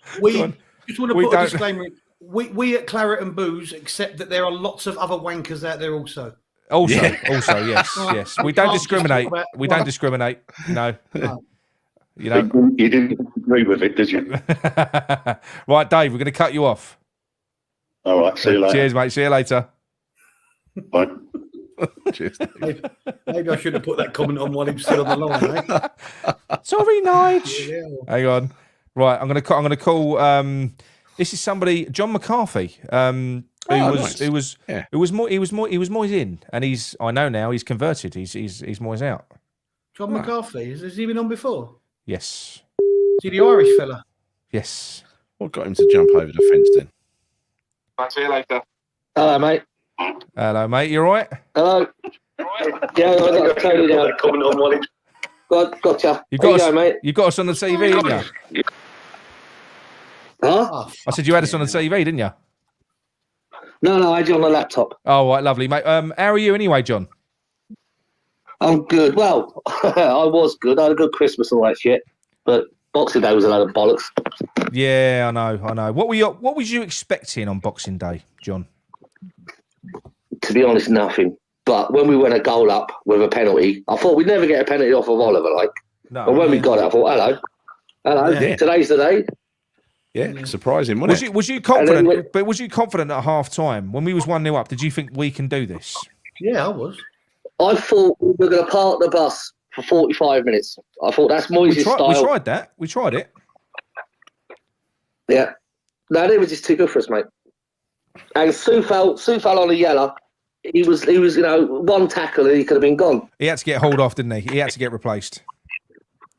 But he should have been subbed off earlier. I mean, what was it? It was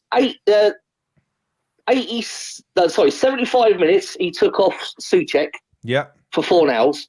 75 minutes, right? We've got a guy with a yellow card, and 75 minutes he's taken off Souček.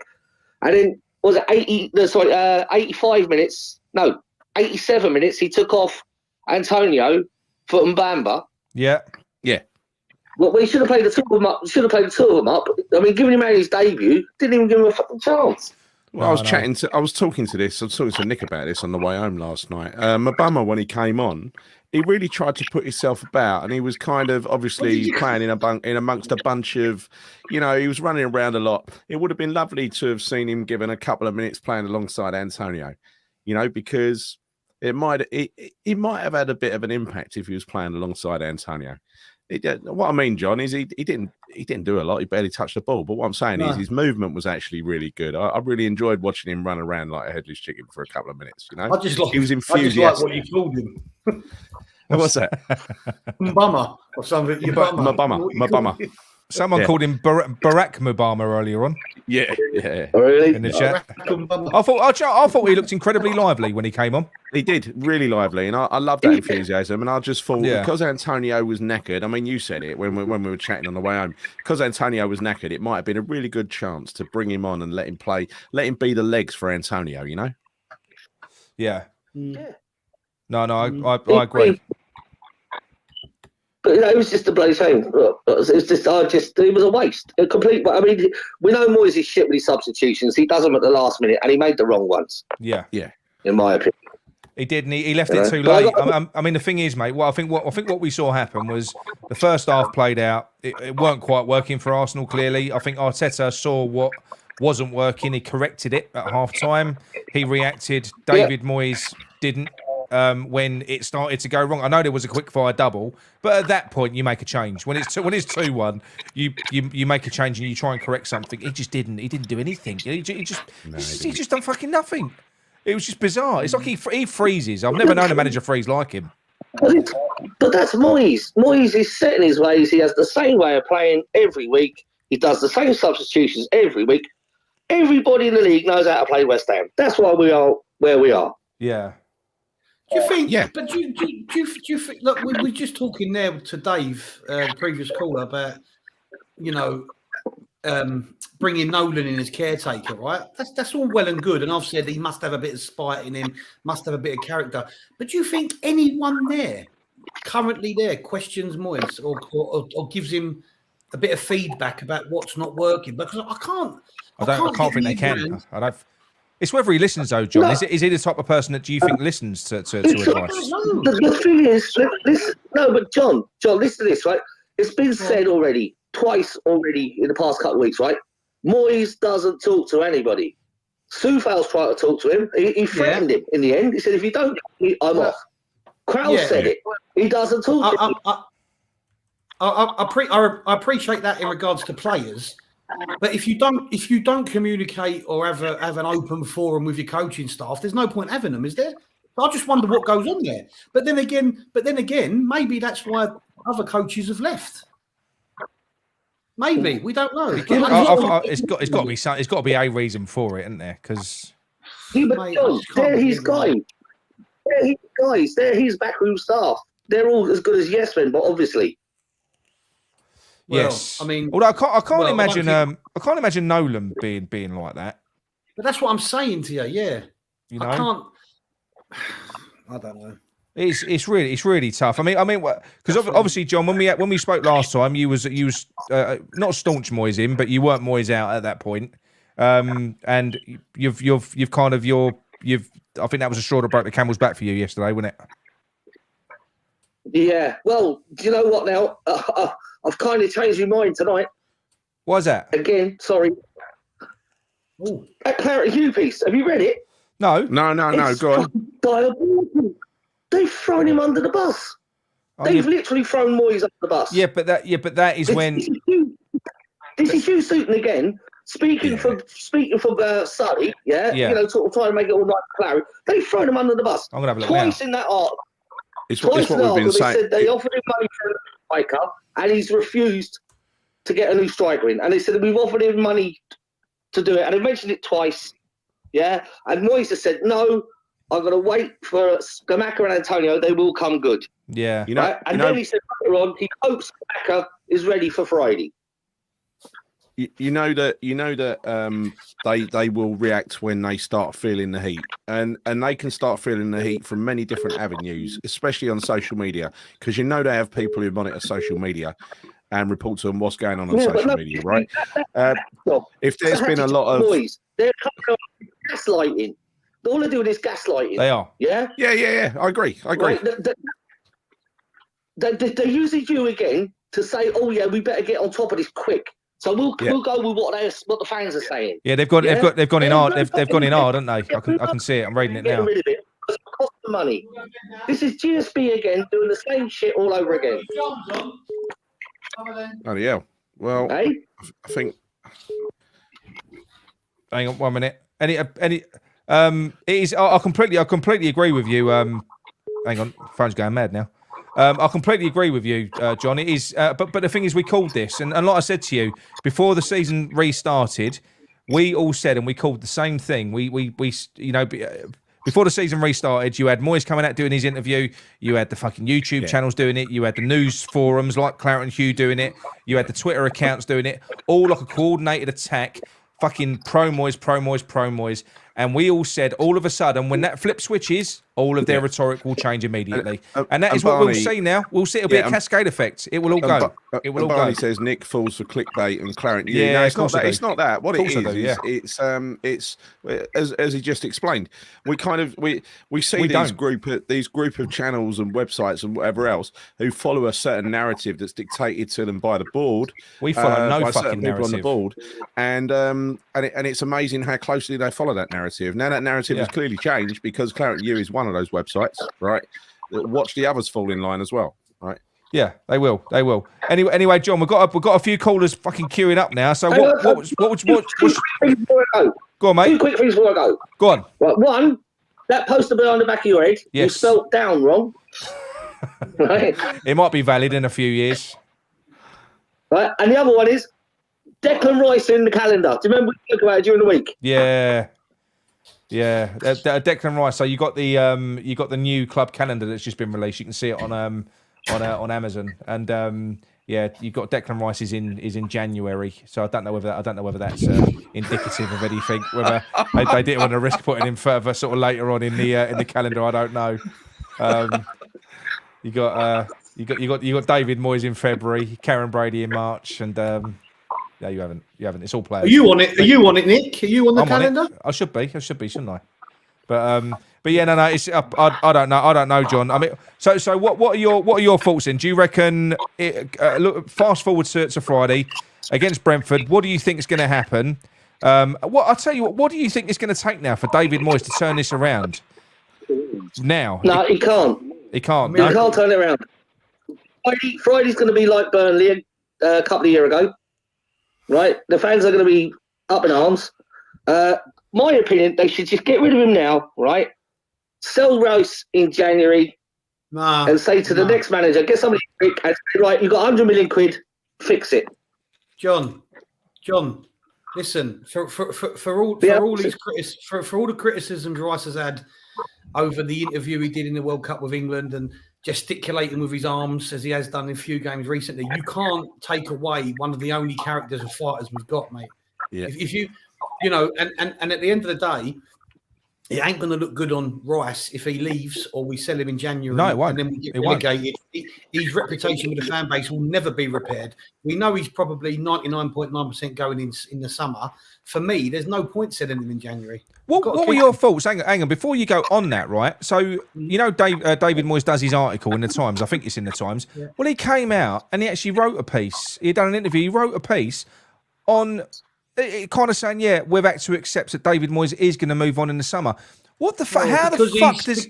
No, but what I'm saying is, John, at this moment in time, what good does this do anyone? It doesn't do anyone any good. Why can't they just keep their fucking mouth shut? Listen, because this is the point. John just brought it up about the article on Claret and Hugh, right? Moyes is, unfortunately, I don't like to say it, but he does everything he's told. Everything he does is PR-led. Everything he does is scripted, right? And he is thrown under the bus both ways in terms of he's thrown under the bus because he has to do these fucking pointless interviews, you know, and then he's thrown under the bus when they want to release something through Claret and Hugh, which basically slags Moyes off. So he's getting it from both sides. I'm not saying I feel sorry for him, but he's a puppet. He's a puppet. And the problem with that is that you don't then see his backbone that Dave, the previous caller, said he must have. He's a proud Scotsman. Where's his bollocks? Where's his fucking energy? Where's his, I think he's been shafted left, right and centre. And I know we can say he's had the money and all that, but he is a fucking puppet, mate. And that article in the Times is them telling him to soften the blow when we sell Rice. That's all it is. Of course it is. Of course it is. Yeah. That's all it is. Well, then, do you know what, John? They're more fucking for him because not every manager would do that. Could you imagine somebody trying to use Mourinho or Conte as a puppet? Because they fucking wouldn't do it. How many managers have we had that have stood up to him then? I don't think many of them. Yeah, but we need a manager with some bollocks because we know what that board are like. And the thing is, will they employ a manager with bollocks? Will they employ a manager with bollocks like the Poches and the Tuchels and all these lot that people mention? No, they won't. It's unlikely, isn't it? It's unlikely. It's unlikely they'll employ anybody expensive because let's face it, if they are going to move the club on or try to move the club on in the summer, then whoever comes in is going to want to put their own manager in charge. And so would they really want to be putting another massive liability against the club? I don't know. Yeah. No, that's right. Anyway, John, what we're going to do, I'm going to let you go, mate, only because we've got quite a few calls. We've got to do. No, mate. Listen, great to be on again. I love you guys. You're hilarious. Love you too, Take care mate. yourself, guys. Top man. Cheers, See you later. God bless. Right, who's going to call first? I think I'm just going to leave the phone as it is. I've got a few that. Here we go, Gary. There we go. C&B Romford. There we go.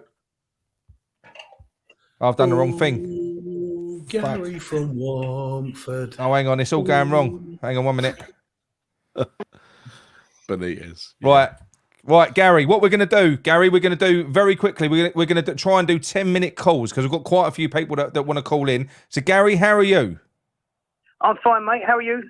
I'm very well. Right, there's another one coming in. Right, whoever you are, I'm going to have another meltdown. Right, whoever's phoning in, listen, I promise you, we'll try and keep it to 10-minute slots now for the rest of the show, all right? Yeah. Okay, right, go on, Gary. How are you? Hello, mate. Hello, John. Hello, Gal. Hello, mate. Yeah, watched it last night. Look, I'm not going to go on too much about the Arsenal game. It's all been said now. I'm sort of looking ahead to the Brentford game now. What I will say is, I think on Friday we've got Brentford, and I think the club's on the verge of imploding. And I think Friday he's got to make 3 or 4 changes. He's got to bring in Johnson at left back. I said this the other day. Drop Creswell. You cannot have Kehrer as a centre back against Ivan Toney. He will absolutely muller him. You've got to either do two things. You've got Dawson, who I think actually for the rest of this season would have been a better captain than Declan Rice, personally. Let Rice get on with his game. I know Dawson wants to leave end of the season, but he's here now. What you also got to do then is either bring in, if Aguerd is fit, I don't know if he is, but if he's not, then a Bonner for this one, because it's going to be a physical battle in there. And Kehrer, he's not a centre-back. We've all known this, and it's been better. And also midfield, he's got to drop Souček now. He has just got to. He took him off yesterday. Well, he's got to, because he's got to bring in Fornals, Downs. You got Paqueta, you got Rice. Any 3 from them 4, and that's just changes. And also, I think Areola now. I mean, I remember against Chelsea this season, Fab conceded a similar goal to his near post. Cost us a goal. But you know, it's getting to the point now where it's. I mean, he took Souček off yesterday, which surprised me a bit, because but his pass in the second half was absolutely atrocious. I mean, a midfield player's got to be able to pass the ball. It's basics, Nick, isn't it? It absolutely is. Go on. I think I saw a stat. He had 42% success rate on his passes. Yeah. I It's mean, terrible. That's pony, isn't it? You know, that's pony. I mean, the thing is, yesterday, I mean, we won. First half, I was fairly happy because we won it up. Let's face it, lads. Arsenal at the minute are 8 points clear of Man City, so they're a bloody good team. Yeah. I said to you last week, we knew the threat was going to come down the flanks. We knew that. But, you know, Savel's on a booking. I thought Savel was good in the first half. He had Johnson on the bench. He could have took Savel and put Johnson there right back. You know, he could have done that. But, you know, I knew once Arsenal equalised, and I'm sure you're the same, they're going to get another one. Just knew it. Yeah. And, I mean, the first goal was lucky. But really, all 3 of the goals really were all defensive errors. All 3 of them, as good as Arsenal were, they were defensive errors. They was all avoidable, Gary. All avoidable, mate. You know. And I think now, I think the confidence. I mean, the second half, I don't know what was said at half time in that changing room, But you're right earlier, second half, when they picked Ben Rama up. And I mean, Rice, he's a great player, Rice, but I don't think he's a captain. I think Dawson, for the rest of this season, will be a much better captain because Dawson plays by example. I agree. I know it's next season, that's fine. That's next season. I think the trouble is, Gary, imagine how embarrassing it would be for Rice if you took the captaincy away from him. I think if you do that, he'll put a transfer request in, won't he, in January? Oh, I know. But he shouldn't have been captain in the first place. You're right. He said it last night on an interview on Amazon. He said, look, I'm only 23. You know, he's as good as saying, really, I think his game would be better of not having that burden. And Dawson would be a great captain. I think the future captain is going to be, I think, it'll be Aguerd, you know. Yeah. I think Aguerd will be the captain in future going forward. Not seen enough of him yet, I've got to be honest. Yeah, not seen enough of him yet. But I think the thing is, maybe. I think the thing is for Rice, for me, is that he's been a good captain whilst we've been on what you might want to call the crest of a wave, and he's had Noble in reserve, in his ear, on the bench, in the change rooms, on the training ground. It's a lot easier when you need to roll your sleeves up and you're inexperienced at that job. It's tougher, you know. And he hasn't got that. Oh, I know he can phone him and all that if he wants to, but it's not the same. Dawson's been in 2 or 3 relegation battles. He's not won any of them, so I'm not saying he's the saviour, but. Cool. Is the perfect captain. Attitude. Go on. It just shows you how far we fell away. 2 seasons ago, we finished Arsenal. Last season, I believe we would have finished above him if he wasn't in the Europa League. I think that took its toll because Arsenal weren't in Europe last season. They were only playing 1 game a week. Yeah. But this season, we're a million miles away from each other now. I mean, and the managers as well. You can see the way they're developing under Arteta. You know, Moyes, we've had good 2 years. But what annoys me is, lads, if we do lose Friday and they sack him, then what the fuck was that about waiting the 6 weeks? Because we knew the Arsenal game was going to get a defeat anyway. So basically, they're giving him 1 game to turn it around. That's what I'm saying, Shay. They look ridiculous. But the thing is, though, Gary, it's inexcusable because, I mean, I know I had a little tantrum earlier on, as I often do, and I said, look, there's been a lot of people that were staunchly Moyes in, and then they've watched the Arsenal game and we've lost to them, and all of a sudden they've flipped to Moyes out. Maybe it's not that. Maybe it's because their eyes have opened and they've seen that in 6 weeks, fuck all's changed. Maybe that's what it is. It might have been that has pushed people over the edge. Possibly. Maybe I'm being unfair. Nick, I was Moyes in longer than most. Yeah. You know, but there does come a point, and I think Gary on the phone. I think Gary wasn't massively Moyes out when he first called in, and that really he was a bit. You know, you become a bit tentative, and like I always say, people have got different levels of when their patience just runs out.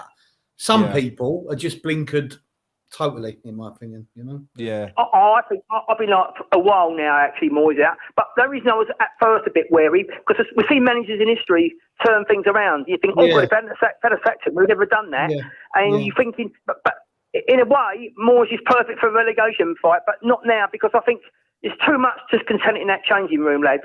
There's too much not right with that team now. I mean, you're being funny. The way Arsenal bullied us second half, 2 seasons ago, they've never done that to us. Never. Yeah. We would have gone in there. We'd have been in a... You know what I mean? It wouldn't have happened. You can see there's so much wrong with it. And it was bullying. It was bullying, right? I watched because I watched Gonzo earlier on. I watched his review of the game, and he used an analogy on there, and he said it was so bad. He was trying to find an analogy that fit. And he settled on, it was like watching a cat playing with a mouse in the second half. I saw that, yeah. I heard that. He said it was like watching, he said they were controlling everything that we were doing. He said it was embarrassing. Listen, I don't want to stop picking on Declan Rice because I think, obviously he's done a few things last year. I think his form has dipped a little bit. He had a good first half yesterday. Second half, I don't know what happened. But, when that was picked Ben Rama up, Rice should have been straight over there. You imagine Billy Bonds putting up with that. Oh. Yeah, but we've got so many characters. We've got so many characters. But we've got so many characters, and there was actually a battle. There was a kind of a face-off between Xhaka and Souček as well, and it was like Souček. He's a big guy, and Xhaka was fucking. He was all over him. Do you know what I mean? I want to see a little bit more fight and a little bit more fire from our players. Listen, Antonio. We've got players like Antonio. I would even. Antonio's a tough bastard. I want Antonio good to be game. flying over. No, but I want him. When we're in that sort of situation, when you've got a proper team, John, when something like that happens, what happens on the football pitch? They all come pouring over, don't they? They've all got each other's back automatically, John. Yeah. Automatically, everyone flies over and they're fucking in there and they're protecting each other. We're not really seeing that anymore. We're not. Not now, we're not. No, we did. No, Yeah. we're not seeing it now. But, I think basically now, it's game Friday, like I say. It's going to be, you can imagine Brentford, what they're thinking. Keep it tight, get the first goal, and that stadium's just going to turn. It's going to be impossible to play football then. I'm dreading going Friday. I really am, because I want us to win, but I actually probably don't think we will, and I'm just dreading the atmosphere over there. I really am. Same here, because you know, even though that Burnley game a few years ago, it did kind of do the trick, and it got the attention of the board and everything else. Don't want to see that again, do you? No. Don't want to see that again, because it was horrible in that stadium that day, wasn't it? We sort of felt over the last couple of years. We sort of felt we've turned a corner and we're not a laughing stock anymore, and we seemingly have reverted to type quite quickly, quite suddenly in my mind. Yeah. And I don't want it to carry on like that. You're right. I don't want it to carry on like that. Go on. It shocked me, John, actually. It shocked me how much we have. You are absolutely right. I was thinking that last night. I thought, God, the last 2 seasons, the trouble with West Ham fans, we've all been used to the last 2 seasons, we're sitting with the big boys. And now we're just gone back to type almost, really, haven't we? That's a typical West Ham away performance. Years ago, you associated that, getting bullied. We've not been like that the last 2 seasons.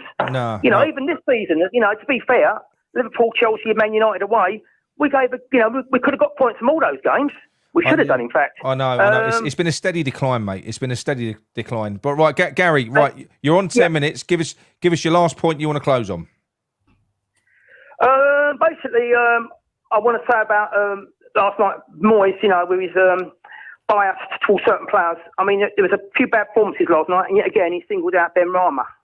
Oh. I think this is what's really winding a lot of fans up as well. He just doesn't like the guy, does he? They hate each other. He doesn't see that in the dressing room. Always digs him out. Always. Did he single out Ben Rama for He what? did. Big time. Big time. Yeah, I'll tell you another thing, lads. What worries me slightly, we've had David Moyes being delusional about us not in a relegation fight and, Europe. Declan Rice almost said the same thing last night in an interview. Carbon copy. He did. This reminds me of the relegation year, we think we're too good to go down. And the thing is, Gary, if you're going to survive a relegation fight, you need to accept the situation that you're in and start showing fight. Exactly. Yeah. It's just not sank into it, I think. That's the first. They've been in the top 6 the last 2 years. Whenever you see, a problem, right? Whenever you see a problem in life, like someone's an alcoholic or someone, you know what I mean, or someone wants to give up smoking, right? The first thing you got to do is acknowledge the problem before you acknowledge that you got a problem before you got a chance of trying to fix it, right? He ain't acknowledging the problem, and Rice is saying it's a blip, and he went on to say last night how many great quality players we got. I don't look great quality at the moment, do they, Dick? No. Good individuals, a bunch of good individuals. That's what we got at the moment. It's it's being funny, lads. You can look at the Paqueta thing. It's another thing. Technically, a great player, but I'm not sure if he's suited to the Premier League. And I wonder whether we've done wasted 50 million. But I tell you what, I don't think he doesn't do damage to the team. He doesn't do the killer pass. It's just little short 10-yard passes. He looks good, but it's not damaging teams. I just think there's certain players out there, Gary. This is probably last point. We'll have to go because I've got a few texts that have come through. I think Paqueta needs to be operating in a good team that are succeeding. Then you'll get the best out of Paqueta. Yeah. That's my thoughts. Yeah. I don't think Paqueta is a level of player like Payet who will transform your team and make you into something different. I don't think he'll do that, but he would probably be a world-class player in a world-class team, if that makes sense. Not in a relegation fight. No. But anyway, Gary, thank you very much for the call, mate. Thank you very much, as always. Take care. All right, mate. Speak to you in a bit. Bye. Bye, mate. Right, I must phone this guy back. I promised I was going to phone him back ages ago. Right, where is it? Who is it? It's 1 minute. I've got a few here. Right, here we go. Let's give him a call. It's Dave. I think it's another Dave. Good evening, lads. Is this Dave? Yes, it is. Hello, Dave. How are you, mate? You all right? I'm good, thanks. Right, Yourself? Yeah, not bad. Sorry, Let me just say it's an honour to be on your channel. I don't actually have a YouTube account. mate, all you got to do is sign in with your Gmail account if you got a Gmail account, and that's it. You're good to go. Free. You're good to It's go. free. It's free. Yeah. But anyways, I went to the Fulham game last week. I just want to say something about Ben Rama. Obviously, Luke told you this on Friday. I was the fan that asked Ben Rama. Oh, really? What do you think of Moyes? Yeah, I got a selfie with him and everything. I asked him. Wow. He's communicating in a different language as well, so it wasn't in English. Yeah. And Ben goes, I hate him. I absolutely hate the bloke. Really? And yeah, swear to God, don't shoot the messenger. No. I'm not surprised. That is though. I'm not interesting. surprised. Bloody hell. Yeah. Because I heard. It isn't surprising, though, is it? No, I heard from No, another it's place that Ben Rama was a problem child, right? That he was a real problem and he didn't get on with people, didn't get on with the rest of the squad and stuff like that. So I wondered whether that message about Ben Rama was, again, the club trying to undermine Ben Rama. Yeah. Probably. I've always rated him. I've always backed the lad since day one. I think he's a scapegoat. I think so. I think you're right, Dave. I think you're right. I think the thing with Ben Rama, what's interesting for me is, look, I've been critical of Ben Rama over the last few years, right? Yeah, but he's not been. Sorry to cut you off, but he's not been man manager. Right? Moyes hasn't shown Ben Rama the love, like he has with other players. Moyes wasn't. But if you look at his stats last year, he finished our third top scorer. Yeah. But the thing is, I used to think with Ben Rama was, I used to think he ain't up for it. He ain't up for the fight, right? Let me finish. And I'm not saying I was right, but that's how I felt as a fan. I think a lot of fans I was similar. I'm a Benny fanboy this year, but I weren't last year. But this season, fair enough. For me, this season, Ben Rama's taken his sort of to another level in so much as he just seems to be up for it more this season, right? He's trying harder. Yeah. He looks more determined. He looks like he's saying, I'm doing this for the fans. I'm doing this for the club. That's what it looks like, yeah. But Moyes is slagging him off more this season than any other time before. That's what I can't get my head around. And that probably fans can see that as well, isn't it? No, but you are right. You are right. What you're saying there is Benny is clearly the type of player that he needs an arm around him. Now we had a manager in the past, Harry Redknapp, right? He was a master man manager.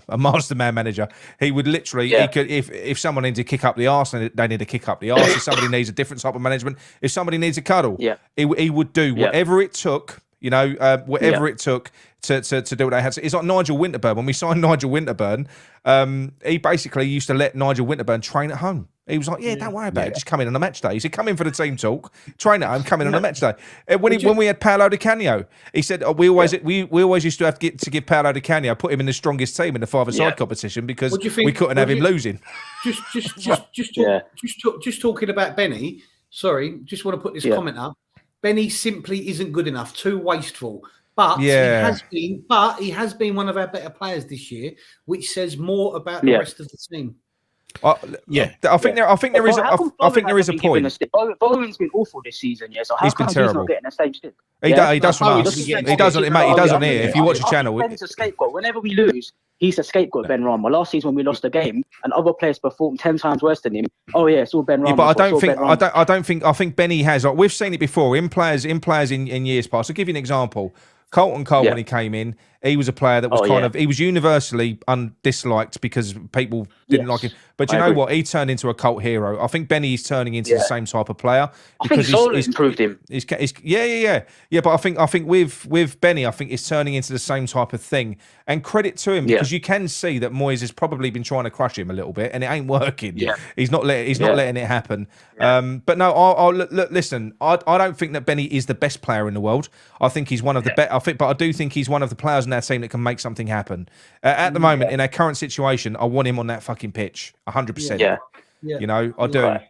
I mean, we have to be honest with ourselves. At the moment, he's not a world class player because he's not even a first team player. He's the most influential player this season. He's the most influential player this season. Absolutely, he really is. And I just like West Ham fans have always liked the same thing. Most of us like tricky wingers. We like players that get their head down, try and beat a man. But that's what we want to see. And he does that. Yeah. And he does that. But no, it's He is I think he is getting more love though, Dave. I think he is getting more love generally now, not from David Moyes, but from the fan base, not from everyone. Yeah. You know. Yeah, they all sing his name and everything now. He is getting more love now. Yeah. Right. Secondly, I want to go on about David Moyes. I just want to point a few stats out. This is after the 16 games. This is the most amount of losses we've had. We've got the worst away record in 2022. Yeah. This is the joint worst start to a league campaign, and we are bottom of the pressing stats. So for all you Moyes in people, can you please give me an explanation why this guy should still be in a job? And I think European football has papered over the cracks. Like in Europe, in the Conference League as well. Like even some of those games were not like good to watch. Remember Silkeborg away from home? Yeah. This guy set up 5 at the back. Even the Blackburn game as well in the cup. Like we were getting outplayed by Blackburn's reserves, and he played like 6 or 7 defensive-minded players. I know. That's a coward, honestly.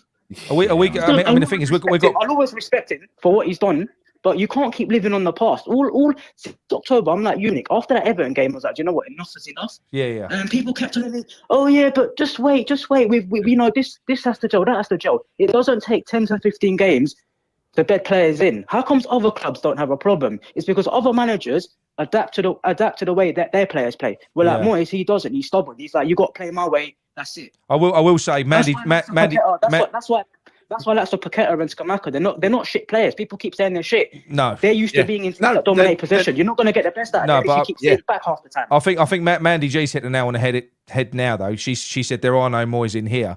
I think the majority of people now, I think they've turned. And like I said, I went a bit mental earlier on. I don't know whether you saw it, and I was criticising people that were. I saw it. But I watch that all the time. But they were criticising people that was staunchly Moyes. That was staunchly Moyes in. And it's taken us losing to Arsenal for them to just flip all of a sudden. But I don't think it was that. I think what it might be is the fact that they were waiting and hoping that David Moyes has been working on something for 6 weeks. And I think he's come back and they've all gone, fuck me. Fuck me. There is no change. I wanted to be proven wrong here. I could never wish my team bad. It's like this Friday. I sit in the Bobby Moore lower. I've got a season ticket, Yeah. I'm not going to say, I hope we get battered because I want Moyes out. No, I want my team to win. At the end of the day, I support West Ham United, I don't support David Moyes. I agree with that. Facts. I agree with that, mate. Realistic targets. I've got people saying, you're going to get in. You were talking about the Argentine. Is it Gallardo? Yes, Gallardo. I've got 3 realistic options. But if Villa can attract someone like Unai Emery, and if Wolves can attract someone like Lopetegui, Lopetegui, that's his name. How do you pronounce it? Lopetegui. Is that how you pronounce it? Lopetegui, isn't it? Yeah. All right, okay. The thing is, if a club like that can attract a good caliber manager, why can't we? Because we've got the players there. Because Gold and Sullivan don't want a big character, mate. I believe that. They can't handle it could also be, as John said, it could also be Sullivan. If you go back to when we appointed Bilic was like, what was he, 5th or 6th choice? They've got a long history. Really. It must be Sullivan. He must have a stigma around him. I don't know. I think he just struggles to appoint people. It might just be that. It's not the club. He'll never much input Kretinsky have. I'm sure he's talking about this. Oh, Kretinsky. Well, from what we've been told now, we know that Kretinsky bought into the club. There was a rumor going around that David Gold relinquished some of his shares, and we thought that that Kretinsky had snapped them up. But even if he has, it's pretty clear that Kretinsky has bought into the club at the last minute because it's a flip. It's a quick flip. I think he's made a bit of a fuck up because I don't think he's going to make that much money on it from the share price that he made when we do actually come to selling it. But he bought us when we if you remember, we just beat Liverpool. We was flying. We was like up near the top 4. We was in Europe. And he bought the shares because obviously the embarrassment clause is coming to an end. And they've obviously said to him, look, we're going to sell this, but what we've got to do is fatten it, make it bigger, and then you'll make more money on it. Well, it ain't fucking worked. They've tried to fatten it. They've thrown loads of money at it, but it's not worked. It's not worked at all. No. But I don't think Kretinsky isn't going to be the owner. He's not going to be the owner, mate. No. He's not going to have the majority, no. Because I don't want to sound negative. I always try to keep it positive. It's like yesterday, I went into the game with hope. When we were 1-0 up, I knew it was the same old shit. Sit back, and then cut us open. But sitting back is not sustainable. No. I don't see any other teams sitting back. I'd rather lose 3-0, 2-0, at least if we go for it. Do you know what I mean? Other teams, I look at other teams. I look at Fulham, I look at Newcastle, I look at Brighton, and the way they pass and move the ball around. I'm like, why can't we play like that? Because we've got the players to do it. The way Newcastle are playing, it is Beautiful, frightening. isn't it? Oh, mate, that's fantastic. Yeah, but Eddie Howe it's as well. actually beautiful. Break is unbelievable, mate. He's a I don't proper know what manager, they've isn't he, done Eddie with Howe? it. Jesus. Fulham as well. Fulham are a good footballing side as well. They're a well-coached Yeah. side, and that's the difference between us and other clubs. They're well-coached. Do you know Their managers, Newcastle? like I said, play to their strengths. Newcastle had Alexander Isaac out and they had Callum Wilson out. Yeah. They had Chris both strikers out. But Nick, it doesn't matter who you've got up front to some extent. When your midfield break with the pace that they're breaking with, that's the key to Newcastle at the minute. I think is the speed in which they're transitioning. Dave, just a quick question, mate. What language did you speak to Benny in? French or what was it? French. Huh? Yeah, it's Arabic. Arabic. Ah, right, okay. Oh, fair enough. Fair So enough. you're not. So you're like. You're like. Well, I mean, Algerian? I'll tell you what happened. No, I'm not Algerian descent. No, I can just speak the language. Oh. Yeah, but anyways, like even last week, I was this month with Skamaka. A little boy wanted his shirt signed. Yes. Yeah. And Skamaka didn't off, and Ben Lam was the only one that came up to the fans. So I found that a bit disgraceful as well. Other players just walked away, and Benny was the only one that stopped over for the fans. Well, I did hear that's one thing where I will criticise Paqueta. Apparently, so I've been told on the final whistle, he just fucked off down the tunnel. He was gone. Yeah, he did. Yeah. When? He's not happy because we're not playing to his strengths. What's the point of signing these players if you're just going to sit back half the time? Oh no! I agree. I agree. But going back to what John said, I've had arguments on Instagram, yeah. And some West Ham fans TV saying, "What Paqueta shit." He They ain't don't shit. understand He's tactics. not shit. He's not shit. We've never said that on here. Nah, Listen, we don't. That's got We the habit don't of winning know. players. Look at Vlasic. Yeah. Yeah, we won't know how Yeah, good the guy- Paqueta is until another manager comes in and No, tries no, to no, use no. him in a different it's- way. I, Right? I wouldn't mind Bielsa, honestly. I think he has. We've Yeah, got a I'd better like squad I'd than love he had at Bielsa. Leeds. Well, I At think least all press side and be on the front foot more. Because when was the last time Yeah. you saw us in the league on the front foot? no, it doesn't Name happen. me a game. That's the one thing that kills. The one thing that kills all fans, and it does. And do you know something? It's even to a lesser extent. I don't fucking hate Tottenham, but what they've got is they've got a manager that plays in exactly the same way. They have to go a goal down. They've gone. They've When we get results, it all looks good. Yeah, no. But what I mean is, it never looks good. But like with David Moyes, because he's always played the same way. But when you're getting results, you're getting results. It works. You can kind of turn a blind eye to it. But if you're playing like that and you ain't getting results, we're getting nothing out of that. We're literally nothing. But anyway, mate. Look, last point, because I've got one more caller that wants to call in. Well, there's a couple actually. Yep. Go on, mate. What would you like to say? You got what? How many points do you think we'll get in the next couple of games? I want to ask all three of you. Be realistic. Next in the next two three games? Next 2 games. Next two games. Brentford and Leeds, isn't it? Next two games, I'm Leeds, going to go yeah. 0. I'm going to go 0. I'm going to go 3 because I reckon Moyes gets sacked after Brentford, and we're going to get a new manager bounce away at Leeds, and we're going to get a win. Oh, I like the way you're thinking. There you go. See, that's what I'm saying. You get that feeling it's going to be Warburton, isn't it? Caretaker. I just get that feeling. That's well, it's either him or Dice. But do you know something? At the moment, listen, this is the thing. People are stressing too much about that at the moment. I don't give a fuck who comes in next week. Just deal with the problem at hand. The problem at hand is Moyes. Let's get rid of him, and then we can moan about whoever comes in next. Just let's just get over this first little hurdle first. I think that's what we need to do. We just need to get rid of that cloud that's over the club at the moment, and I think that cloud is David Moyes. One more thing, don't ever undermine the departure of Stuart Pearce. I told everyone this last season as well. Yeah, I reckon him and Irvine played a massive part in us. Massive, last 2 agree. seasons. Agree. And I reckon it was Moyes. I don't think Moyes listens to his coaching staff, if I'm being honest. No, John, you said that earlier on, John, didn't That's you? what he was just talking. He can't do. He can't do. Stubborn, honestly. can't. Stubborn man. But anyway, Dave, thank you very much for the call, mate. We're going to let a few others get on the line because Thanks, they're Dave. hot tonight. Cheers, Dave. Thanks very much for the call, mate. It's really good to talk to you. Cheers, Dave. Thank you, guys. Thank you. Bye. Cheers, mate. Bye. Bye. Yeah, there's a lot of there's fucking emotions are running high at the minute, aren't they? Yeah, they are. They are. Right, 1 minute. I've got a call here. I'm going to phone this one back because there's 2 missed numbers, 2 missed calls here. 1 minute. Could be anyone.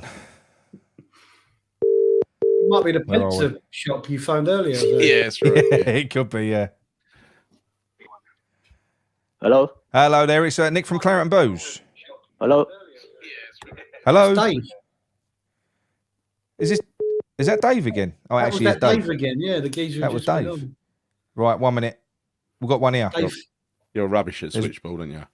There's one more. We need to get a pretty blonde. Oh, no, I shouldn't say that it's sexist, should I? You can't tell, can you? Misogynist. No, we need to get a receptionist, any gender.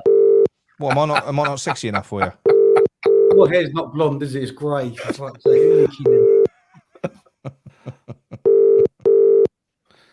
Bring in Bielsa. Hello, is that Tony?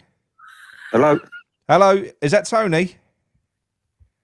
Hello? Oh, hang on. Tony, can you hear us? Yeah, got you, mate. Yeah. Right, what I'm going to do is I'm going to try and add you back on. This happens sometimes. I might have to phone you back.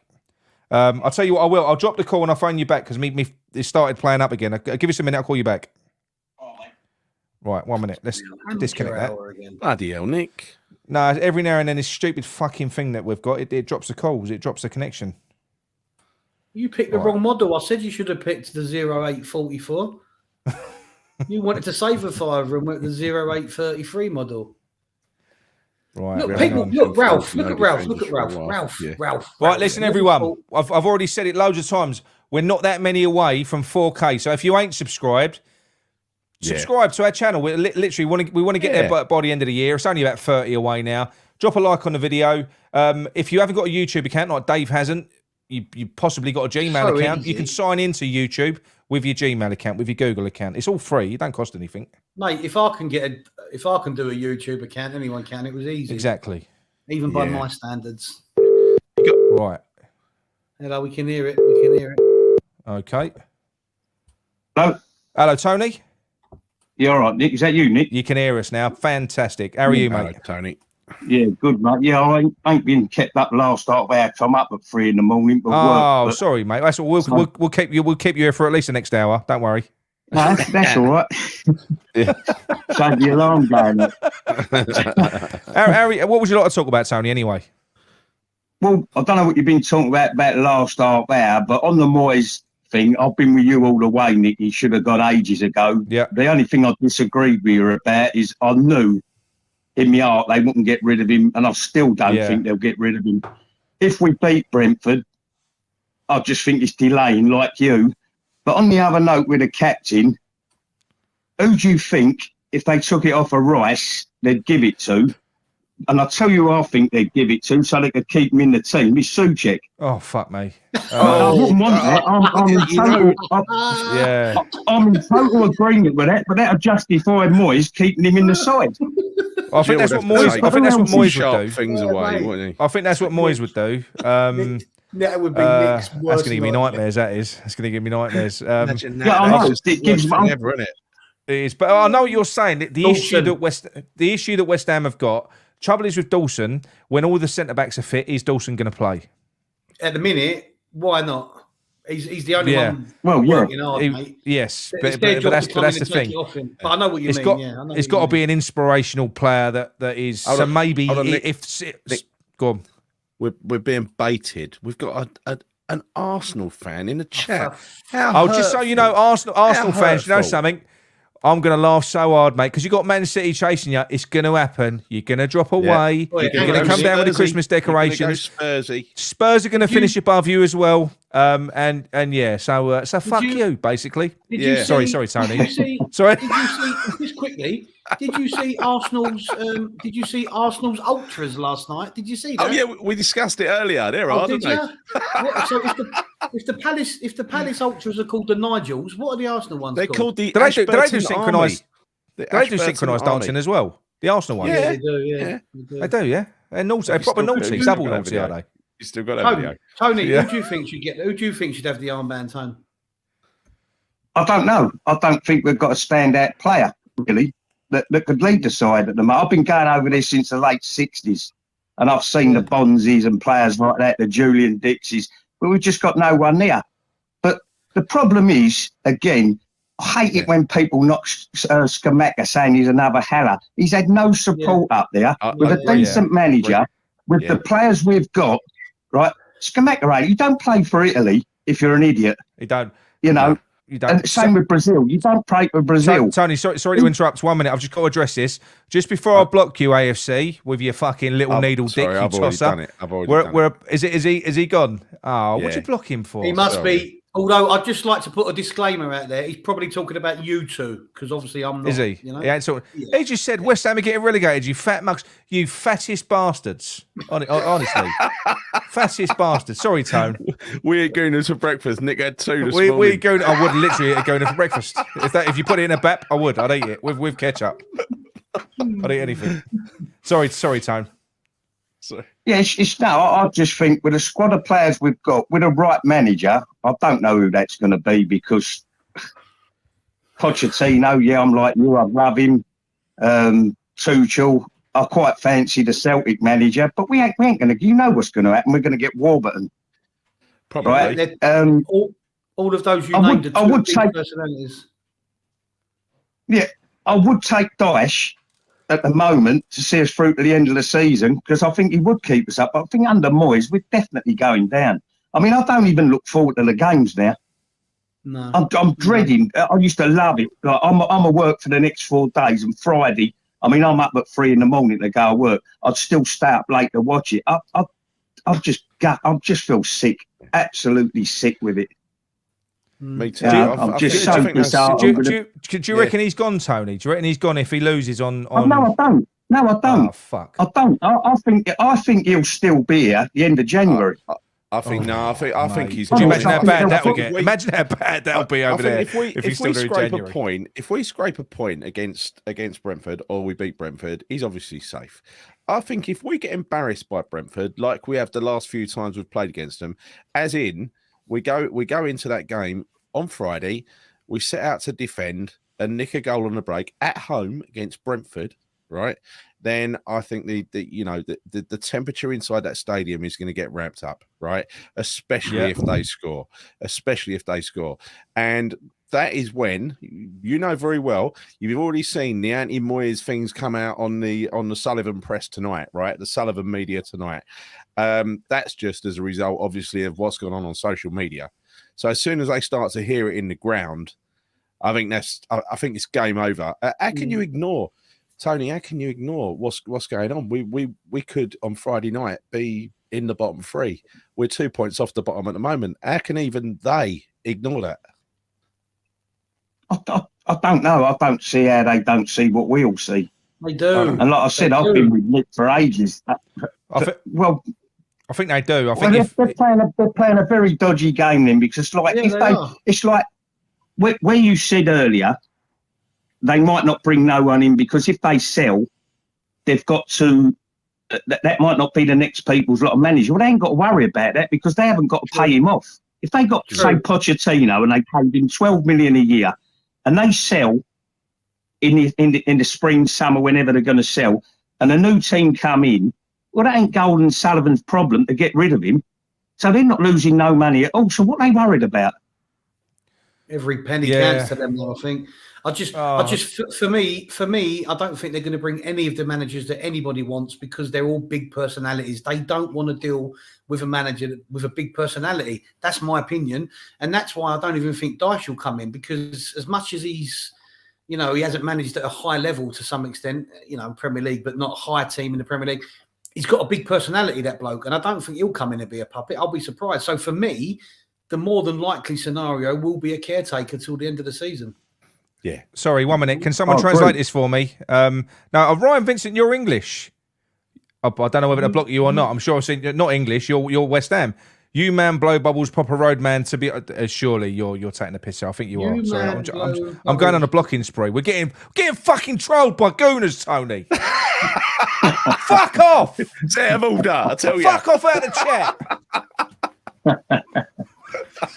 They've got a lot to cheer about at the moment, haven't they? Yeah, they have. Fucking hell. We're getting right on my tits, they are. Getting called fat and getting called all sorts. It's so hurtful, right. You know what I mean? It's just sickening what's happening. So I think in every walk of life, you've got limitations. Yeah. Moyes has reached things and gone past it. Yeah. To be honest, he just cannot manage the players we've got. And as for Ben Rama, I feel so sorry for that bloke. Moyes can't dig out players like Souček and other players that are playing far worse than him. I don't know. I mean, Benny's a little bit of shining light we have got. He is. He gives you. He's a one player. He does. When he collects a ball, you feel like something could happen, don't you? You know, with Benny, and that is a thing, and that's why I was, and he has. Look, I've been a bit of a flip flop with Bernie. I've got to be honest with Benny. Sorry, because Bernie. Yeah, not Bernie. I don't know who Bernie is, but with Benny last year. He pissed me off. He used to make fucking weird decisions. He just feels like he's got better this year, John, doesn't it? I just think he's trying to get back to basics. I actually don't think he's doing too much this year. I felt over the last couple of years with Moyes, he's been trying to impress Moyes that much that he's been overdoing it and overcomplicating things. I think this year he's being a bit more just sensible with it, if you know what I mean. He's not doing too many flicks and tricks, and I think that's what he was doing last year. I think now he's just thought, fuck Moyes, if he wants me in the team, he'll play me. I'm just going to play. This comment bothers me. Right? Yeah, Gary, so Gazwads. But like you say, in the recent past results against Brentford, they probably expect us to lose that and wrote it off already. See, that bothers me. Because I don't care how good Brentford are. West Ham at home to Brentford, I've got to expect us to win that. I go into that game expecting us to go at Brentford and try to win the game. Don't you, John? Mate, I say, of course, every game. But the problem is it don't matter what we say here or anywhere. You know, Moyes just doesn't seem to do the obvious and change things up. You know, Harry consistently picks Souček. Look, I'm not going to go in on him, but I've said all I've wanted to say about Souček this season. When is he ever going to do it? And if he ain't done it by now, is he ever at all? That's the thing that bothers me. I don't know. He can't change. I think that's the thing, Tony. I think you've hit the nail on the head. I don't think, and I've been saying that, and that isn't a criticism of David Moyes, right? And it actually isn't. No, it's not, because John, I don't think there are that many managers that can just change their playing style. He's come into the game. I think he's got the way he sees football. Look, listen, when he went to Man United, he tried to turn Man United into Everton. He took fucking Fellaini with him. Whatever he does, when he went to Sunderland, he brought a load of fucking Everton rejects that were about 38 years old with him. You know, Jolie and Lescott and all the other ones that came there with him. He can't seem to evolve. He's stuck with what he knows. I think it would be like asking, not that he would, but trying to get Pep Guardiola to understand Sam Allardyce's sort of the way he sees football. I think they're all good at the way they do things. And I said it a while back. I think that David Moyes is a bit of a dinosaur of the game now in terms of a long-term manager. But I think he's still got a function, but potentially as a disaster recovery manager. I think he's the one that you bring in to kind of, when you're in the shit, maybe, unless your name's Sunderland, he's the one that you bring in to maybe sort of get you. I don't know, but you can't build with him. His signings have been a fucking disaster, Tony, haven't they? Well, yeah.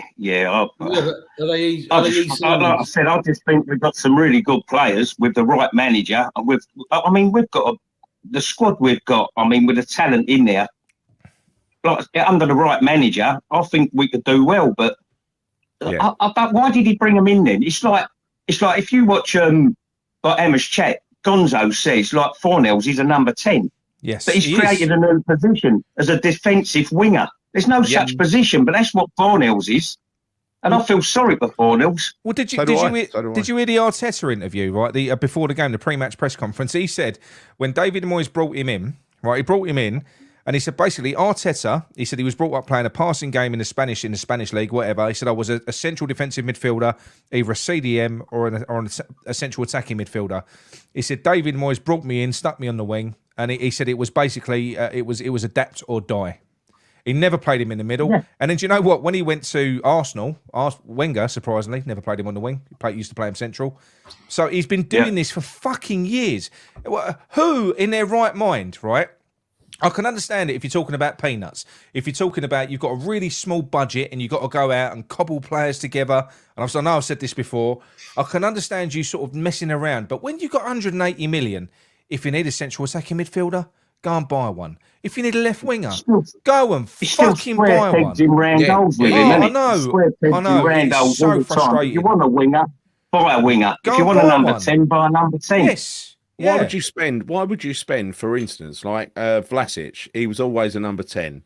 Why would you just assume that he can play on the left wing and spend 30 million on him and shove him on the left wing and hope he turns into a winger? Why didn't you go and sign a left winger? Exactly. It makes no sense at all. It makes no sense at all. But anyway, Tony, we've been going for 13 minutes. So, what would you like to close the call on, mate? Well, I don't know, mate. I'm just so. I don't know. I just want a new manager in play. I don't want to get relegated, but the longer it leaves us, who are we going to get? Do you think? Who will we get? Do you think there is any way that David Moyes can turn this around? In your heart of hearts? No, I've not thought that since, like you. I think after the Everton game. Yeah. So I've not thought that. And that's the thing. People and people were saying that we were knee jerking it, or people were knee jerking at that point. I wasn't. It was kind of. It was a continuation. There was no difference. Yeah. We've been seeing shit performances since November. No, December last year. That was your tipping point. That was my tipping point. That was everybody it. Has their own. But this is what I'm saying to you. Everybody has their own tipping point. I wanted Moyes. I was Moyes in longer than you, right? Yeah. It don't mean I was blinkered. I wasn't going around going, we're playing good football. We're doing really well. I saw everything you saw. Yeah.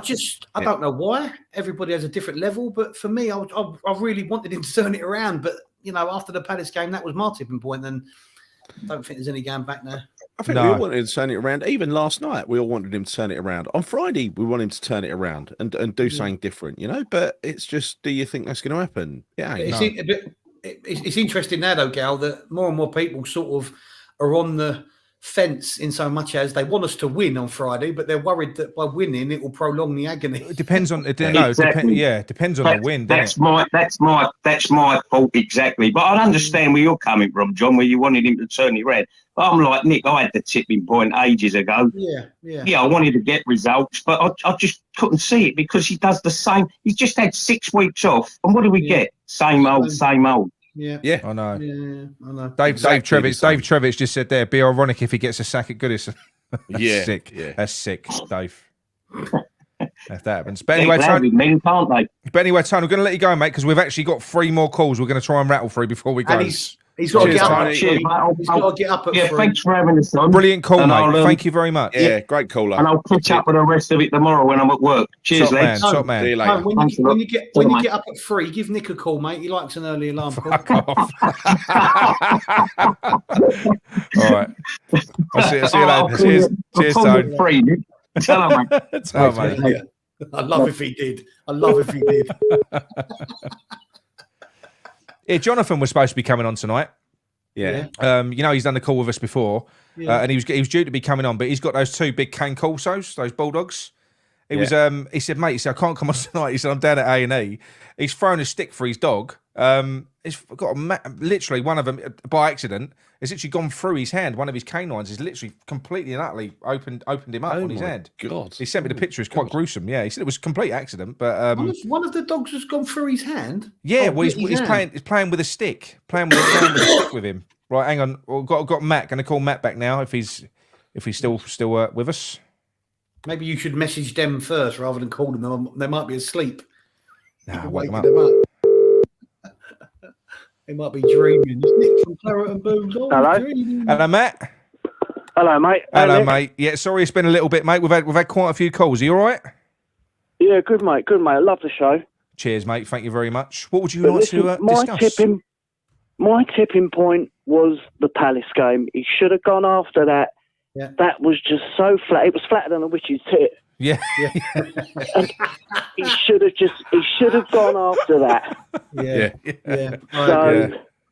And another thing that worries me is we're in all these players, Rooney's podcast, Soufal's come out and said, if he doesn't play me, I'm off. We've had Crowell come out. Man management is supposed to be, I play football, man management is supposed to be part of the game. And it's obvious he doesn't do this. No, you're right. So surely they're not paying attention to that. Yeah. The team's just getting worse and worse. The confidence is draining. I'm absolutely worried about Friday because I think if it turns, we're talking about just a bad atmosphere. Oh, mate, the atmosphere has been great. Go on, Gal. You take it. No, it'll be terrible over there. And you're right, because only in recent weeks, you've heard Soufal talking about Moyes. You've heard Johnson talking about Moyes. Over the summer, you heard Crowell talking about Moyes and how, even though he was fit, he never spoke to him. You heard Vlasic talk about Moyes, never spoke to him either. So you can only go, this is the standard way he operates. He doesn't get close to players apart from the core group of players who are his favourites, who he uses every game, because he likes a small squad, doesn't he? And I've been wondering for weeks if he's lost the dressing room, because Leicester, he went to the old guard and I felt they let him down. All right, the performance was there, but I'm just lost for words. Yeah.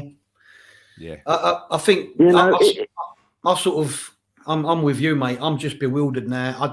I've championed him long enough. I thought he'd make the changes that we wanted him to make. And like you now, I'm just dumbfounded. Again, we've come back after 6 weeks and we're still seeing Souček in there. And I'm not singling him out as the only player, but he is a big part of the problem. But we've been saying it for ages, you know? I remember Nick's point of saying when he doesn't protect the players as well. When they're playing bad, I mean, you see a player withdrawn. Oh, look, I'm going to give him a game. Look, mate, you're looking bad. The fans are on your back. There's no protecting the players. No. Well, and that's the thing. And then... I used to say it with Antonio last season that he sort of left him out to dry. But the difference was there was no striker to come in for Antonio.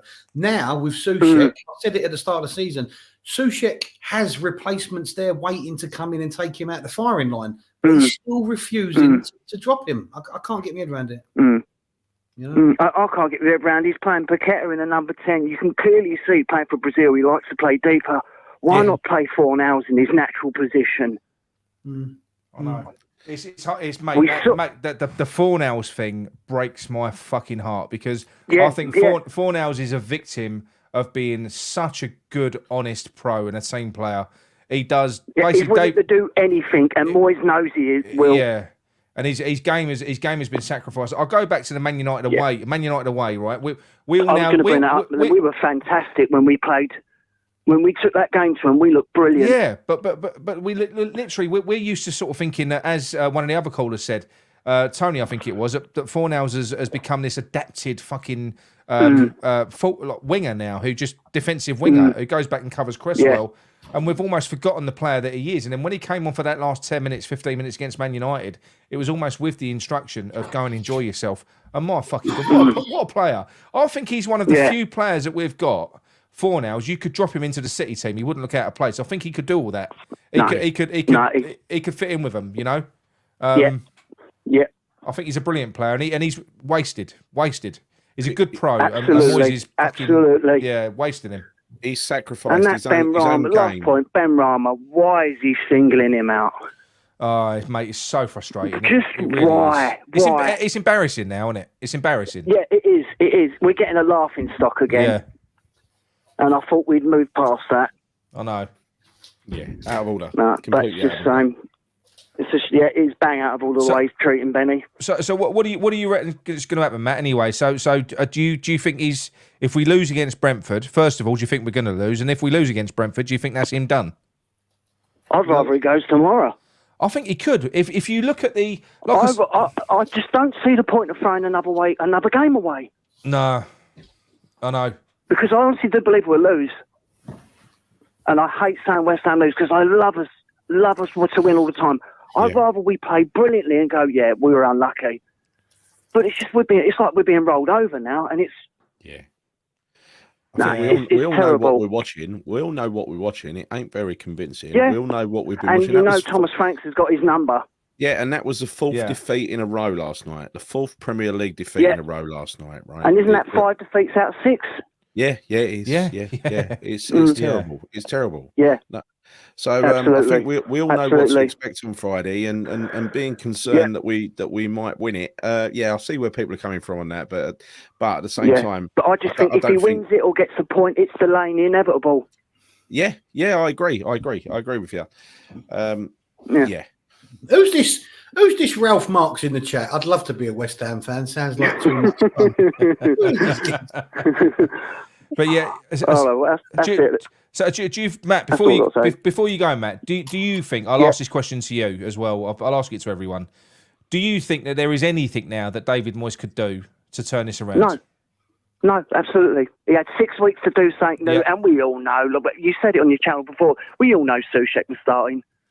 Oh, mate, I really didn't want him to. We all knew. And do you know something? And for David Moyes, and this is the thing what people don't realise, I'm not willing David Moyes to fail. I want him to. No, I'm not. I wanted him to drop Soucek. I want him to do, because it just feels like Dave. What I David, want him to prove me wrong. No, it ain't, I want him to help himself. It feels like he's not helping himself. It feels like what's happening is unnecessary. Yeah, that's what's really fucking painful. And even if he doesn't change style, he could have dropped players that were underperforming. He could have taken a grip on things a little bit more. He hasn't done that. It's bizarre what's happened. It really is. It really is. He's digging himself into a deeper hole. Oh, mate. And it's a shame. Yeah. It's a shame to see it, it really is. But it is. Yeah. Unreal. But anyway, Matt, thank you very much for your call, mate. Thank you very much for your call. Make sure you're calling Good again. Show, mate. Take care of yourself. Yeah, cheers, Matt. Thanks, care, mate. Bye, mate. Bye. Right, let's just try and whiz through the last couple. 1 minute. Where are we? So we've got that one. Because we're at 2.5 hours already. Yeah, all right, don't worry. You get your beauty sleep in a minute. You got work tomorrow, Gal? Yeah, I have. I've got one meeting tomorrow afternoon for half an hour. Oh, you better get a sleep. You should have gone to bed not hours ago. I know. It's going to be knackered, isn't I? This is Taz. If Taz picks her phone up. Taz? Yeah, he's in the chat, isn't he? As in the devil? Hello, Taz. You all right? How you doing, Taz? You all right? Yeah, not too bad. I've got to be careful tonight. I've got to screen you. You're not an Arsenal fan, are you? You're not going to come on here and... Of course not. That's good. That's good. Right, the 307 in my name was my old West Ham steward number for Upton Park. Oh, you're a steward? Yeah. Oh, North Bank. Bloody hell. How many years? I've done it in 2000 to about 2003. Oh, fair enough. That was back in the days where the fans used to know the fucking stewards and get on with them and stuff like that. Yeah. So that was after it became the centenary, right? Yeah. I was the first person to knock a bit of concrete out the old West Stand when we was building the new West Stand. Oh, really? Oh, fantastic. So we was taking all the seats out and everything like that. Have you still got that concrete? Because I know a bloke who would probably pay you about $5,000 for that. He's got a shed in. He's got a museum. It's a museum, Nick. It ain't a shed. I've just got to answer a question from somebody in the chat. Al Ritchie says, "Were you for it at Upton Park in October 1975?" Well, John and Nick weren't alive. Weren't born. I was, but I didn't go to my first West Ham game until '76. Nick looks like he should have been alive with that grey hair. Oh, fuck off, square head. But anyway, Taz, what would you like to talk about, mate? But Moyes turned around and said this season that we have to bed the new players in. Yes. Now, in January, just like gone, he had a chance to sign new players and cut half of the people. Like, we lost 8 players last season, at the end of the season. He could have halved that in January. Yes. And then he'd have had time to bed some players in. Then at the end of the season, get the new players in. That's only 4 left. No. And we could have gone on to win the Europa League, but no, he fucked that up. And now he's just sort of he's using all the excuses. Benny, he's trying to play his heart out to a manager that fucking hates him. And he's sort of but still, he dons a shirt and he puts a work rate in. Taz, do you know where all of this stems from? It stems from fucking January. It does. Yeah. It stems from January. It does. You don't get to stall and stand still in football. When you've got an opportunity, you fucking capitalise on that opportunity. We did not do it. He sat on his hands off the SB for no money this, no money that. They fucking put the money on the table, said, go get some players. And then, again, we spent, 170, 180 in the summer? Yep. Yeah. 180. That's the ball. They're skinflints, for fuck's sake. But it's sort of like Moyes that fucked it all. He would not go out and spend. Oh, no, I'm going to wait. Well, for what? Mate, what did you think of that? Because that was a worse one. I mean, I know the ones that he's released, the press statements that he's released this year, the comms that he's been putting out has been bad. But that one, after January, that for me, I'll be honest with you, I've been Moyes out since that point. I literally, John, I have, haven't I? Yeah, you hid it well, though, didn't you? No, but I literally have been Moyes out since that fucking point. That, for me, it was unforgivable. And the way the second half of that... I mean, do you know what? All we had to do... People keep on... And he did do well. We got 2 top 7 finishes. But last season, all we had to do was put together one run in that second half of that season. Yeah. One run. Yeah. We'd have got top 6, probably top 4. Well, one fucking run. It was one game. We had to win or draw the last game against Brighton, wasn't it? That was it. Yeah, but you look at the last 7 games, Gary, we won 1 against relegated Norwich. Yeah. It was such a missed opportunity. Yeah, it really was, you know. He don't like using the youth like either. That's a problem. All right, if he'd have played a couple of youth players and then we'd have lost the game, there's a reason for it. But it's giving them an experience and giving them heart to sort of like try and strive for something. Yeah, but I can actually make it in this club. He has been playing them in Europe, though, on occasion. Well, yeah, he's been playing them in meaningless European games, and obviously he played a couple in a League Cup game. He'll bring, you know, in the friendly against Fulham the other week, he'll bring a youngster on for the last 10 minutes to give the season pro a rest. Right? That's why he does it. That is why he does it to rest players. Friendly that means nothing, and sort of like you're not really giving them enough chance to sort of like have a go. Yeah, it's sort of like, you know, it's like Mabama, right? Bringing him on with the last fucking 4 minutes of that game. You know, he could have just literally left Antonio on and just gone, do you know what? 2 up front, give Mabama a chance. Antonio would have run through brick walls for him.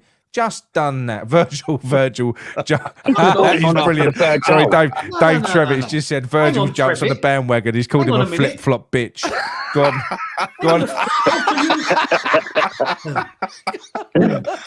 He could have brought him on earlier than that and sort of like left Antonio up there. Exactly. And you know what I mean? Gave him a bloody chance. All right, if we'd have lost anyway. But at least Obama would have got something out of that game.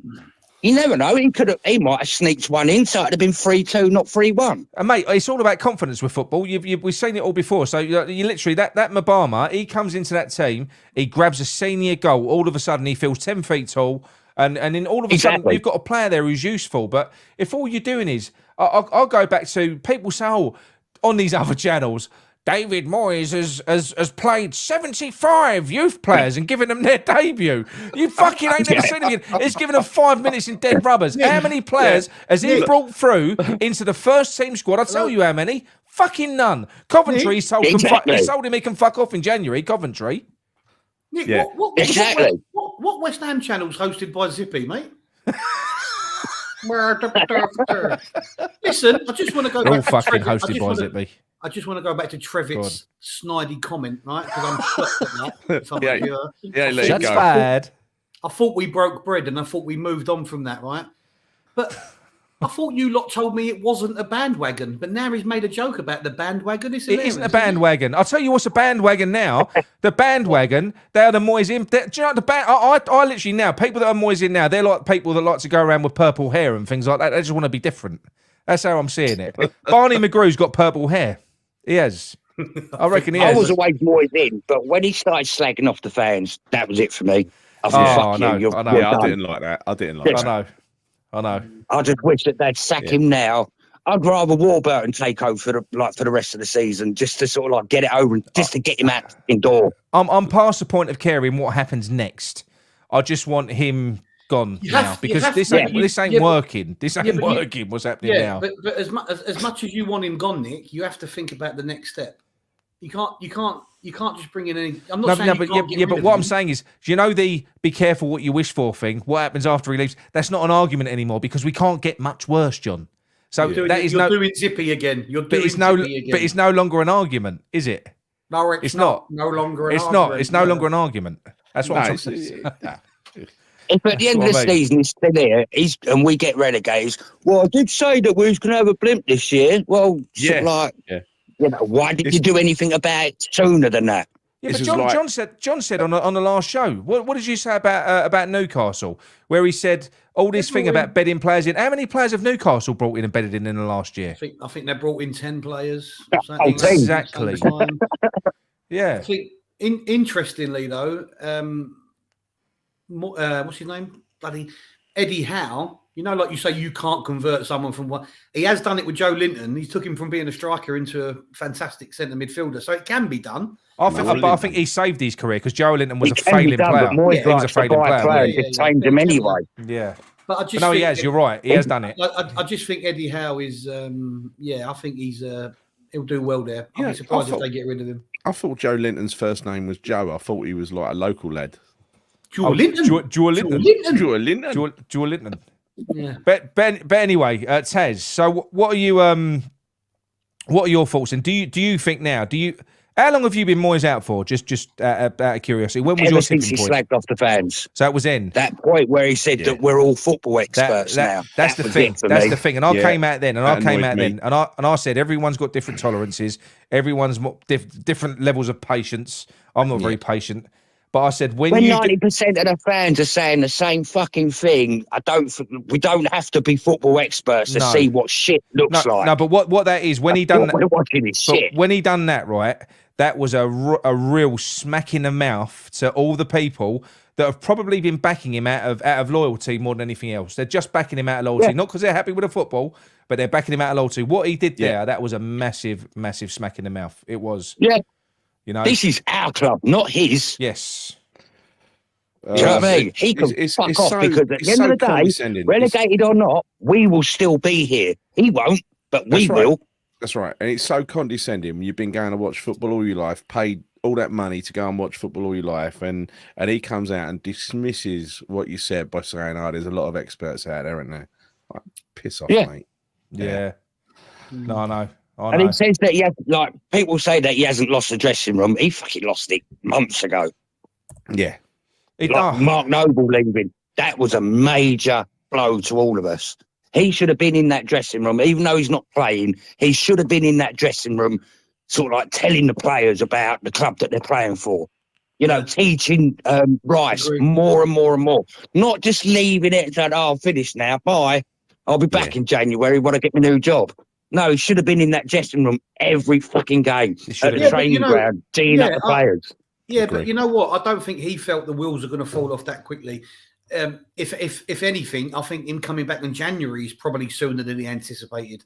I think he was planning to take a whole year off, and I think he's been called up and said, "Look, we need you back sooner rather than later." You know. So yeah, we are 21. Sorry to say, but Noble's up fucking Moyes' arse at the moment. Yeah. He is. Well, he seems to be. He seems to be, doesn't he? Yeah, but then no one's gonna. They can't come out and start slagging each other off in the public domain. They can't do it. He's got to be a little bit careful though, John. No, because the thing is, in what way? I think he has got to be a little bit careful because. If he has. Okay, but then. Look, a lot of people don't. If he can't see the problems that are going on, that have been going on for months and months and months, and doesn't say anything, then he's just as bad. If I was in Noble's position, one of the higher ups and not a fan anymore. You know, if I was in Noble's he position, cares more about sort of like the higher ups and what the actual club meant to him. Well, I'm not being funny. Have you seen some of the comments that John ain't going to like this? By the way, he's going to kick off. I am going to kick off. I'm biting my tongue already. I know. But what I'm saying is.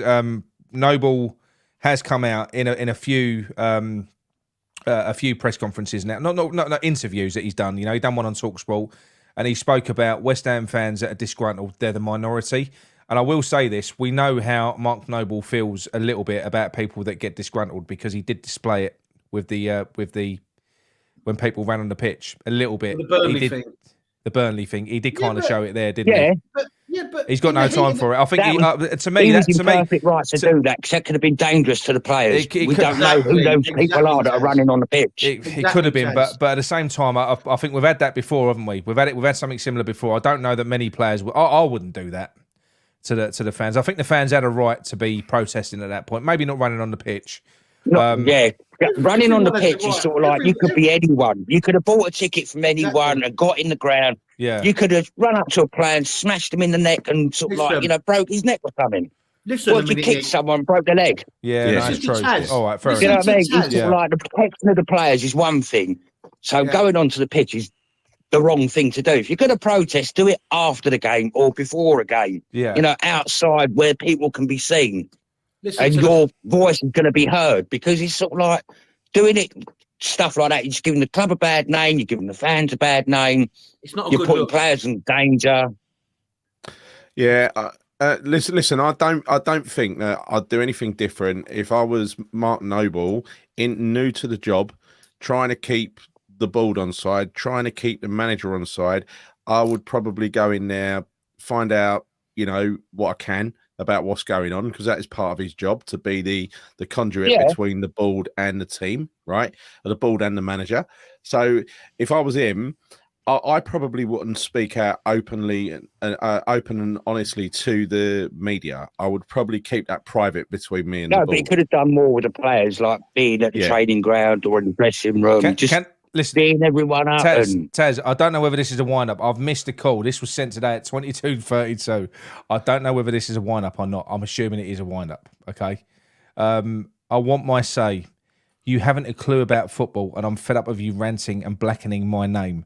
The majority of supporters understand I have injury problems for starters, and I'm one of the best managers in the Premier League. Regards, David Moyes. And then I've got another one, right, which is 30 minutes later. Listen, it's too late for me now. I've got training in the morning and work on one of my many systems to beat Brentford. I'll watch the show after our 4-0 win. Regards, David Moyes. Oh, God. That's super. Be funny if it was him. Yeah. Oh, yeah, it would be. Yeah. We'd see a different team on Friday then, wouldn't we? Yeah, we would, yeah.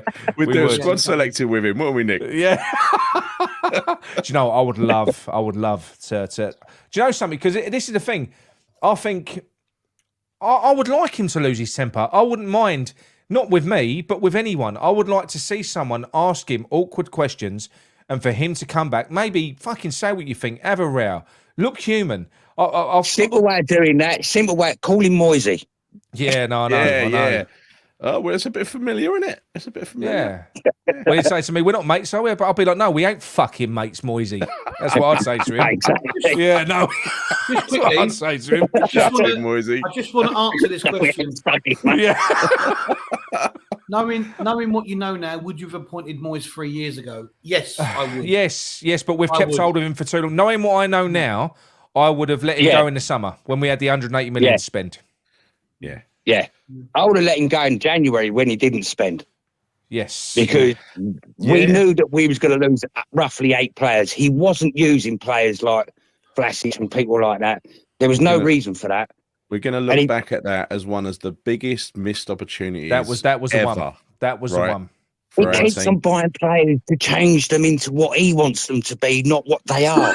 I know. But John, we was all unified on that. You know, John's one of the more sensible fans, and even John said you said at that point you went, this is a fuck up, didn't you? In January, it was a big opportunity. Of course, it was. I get massive that. opportunity. I never saw anything less than that. Of course. No, it was bad. It was bad. But anyway, look, Taz, we're gonna try and wrap up now because we've been going for almost 3 hours. And this listen, everyone. We never normally accumulate this many subs on a live stream. We've accumulated loads. We're now only 21 away from our target. So thank you very much, and loads of live viewers as well. So that's I think that's probably, we was up to 480 at one point. We're only a new channel. We're just over a year old. So thank you very much for joining us. But John, but Taz, we're going to let you go, mate, and then we're going to close up. Cheers, Taz. All right, go on, man. Taz. Cheers, Taz. Enjoy your night. Thanks, mate. See you later. Bye-bye. Right, go on, John. Do you want to close up? Yeah. Okay then. Well, thanks for watching us three, as the Arsenal fan said, fat fuckers. Watching us live on this on this beautiful December evening. Thanks. Let me wrap up. Thanks everyone for we had a lot of calls tonight. I've got to say that's the most calls I've had. Although I've had a bit of a call name month, as we all know. But thanks to all the callers. Good show to come back on that was. Thanks to all the callers, apart from Dave Trevitt, of course. And if you like our show, then please give it a thumbs up. Hit the notification, subscribe. We're doing all right, and we'd like to get to that 4,000. We don't get anything for it apart from a little bit of a boost. So yeah, just give us a like, subscribe, and we'll see you soon. There might be some dailies coming up, and obviously there'll be a review of the Brentford win on Friday at some point. So thanks very much. Yes, Billy Bob's blaming us, by the way. Before we go, so just after your channel started, we went to shit. Rubbish. No. Just about that. No. Right. No. It was during lockdown. We had a good run after that. All the European adventures and everything. Fantastic. It was. Anyway, subscribe, you muppets. Yes, Come on, thank you you very Irons. much. Come on, you Come on, Irons. you Irons. Come on, you And, Irons. keeps on saying, come on, you Irons, because I've got to find the outro video. Hang Come on, you Irons. You're So terrible, professional. man. This just looks like.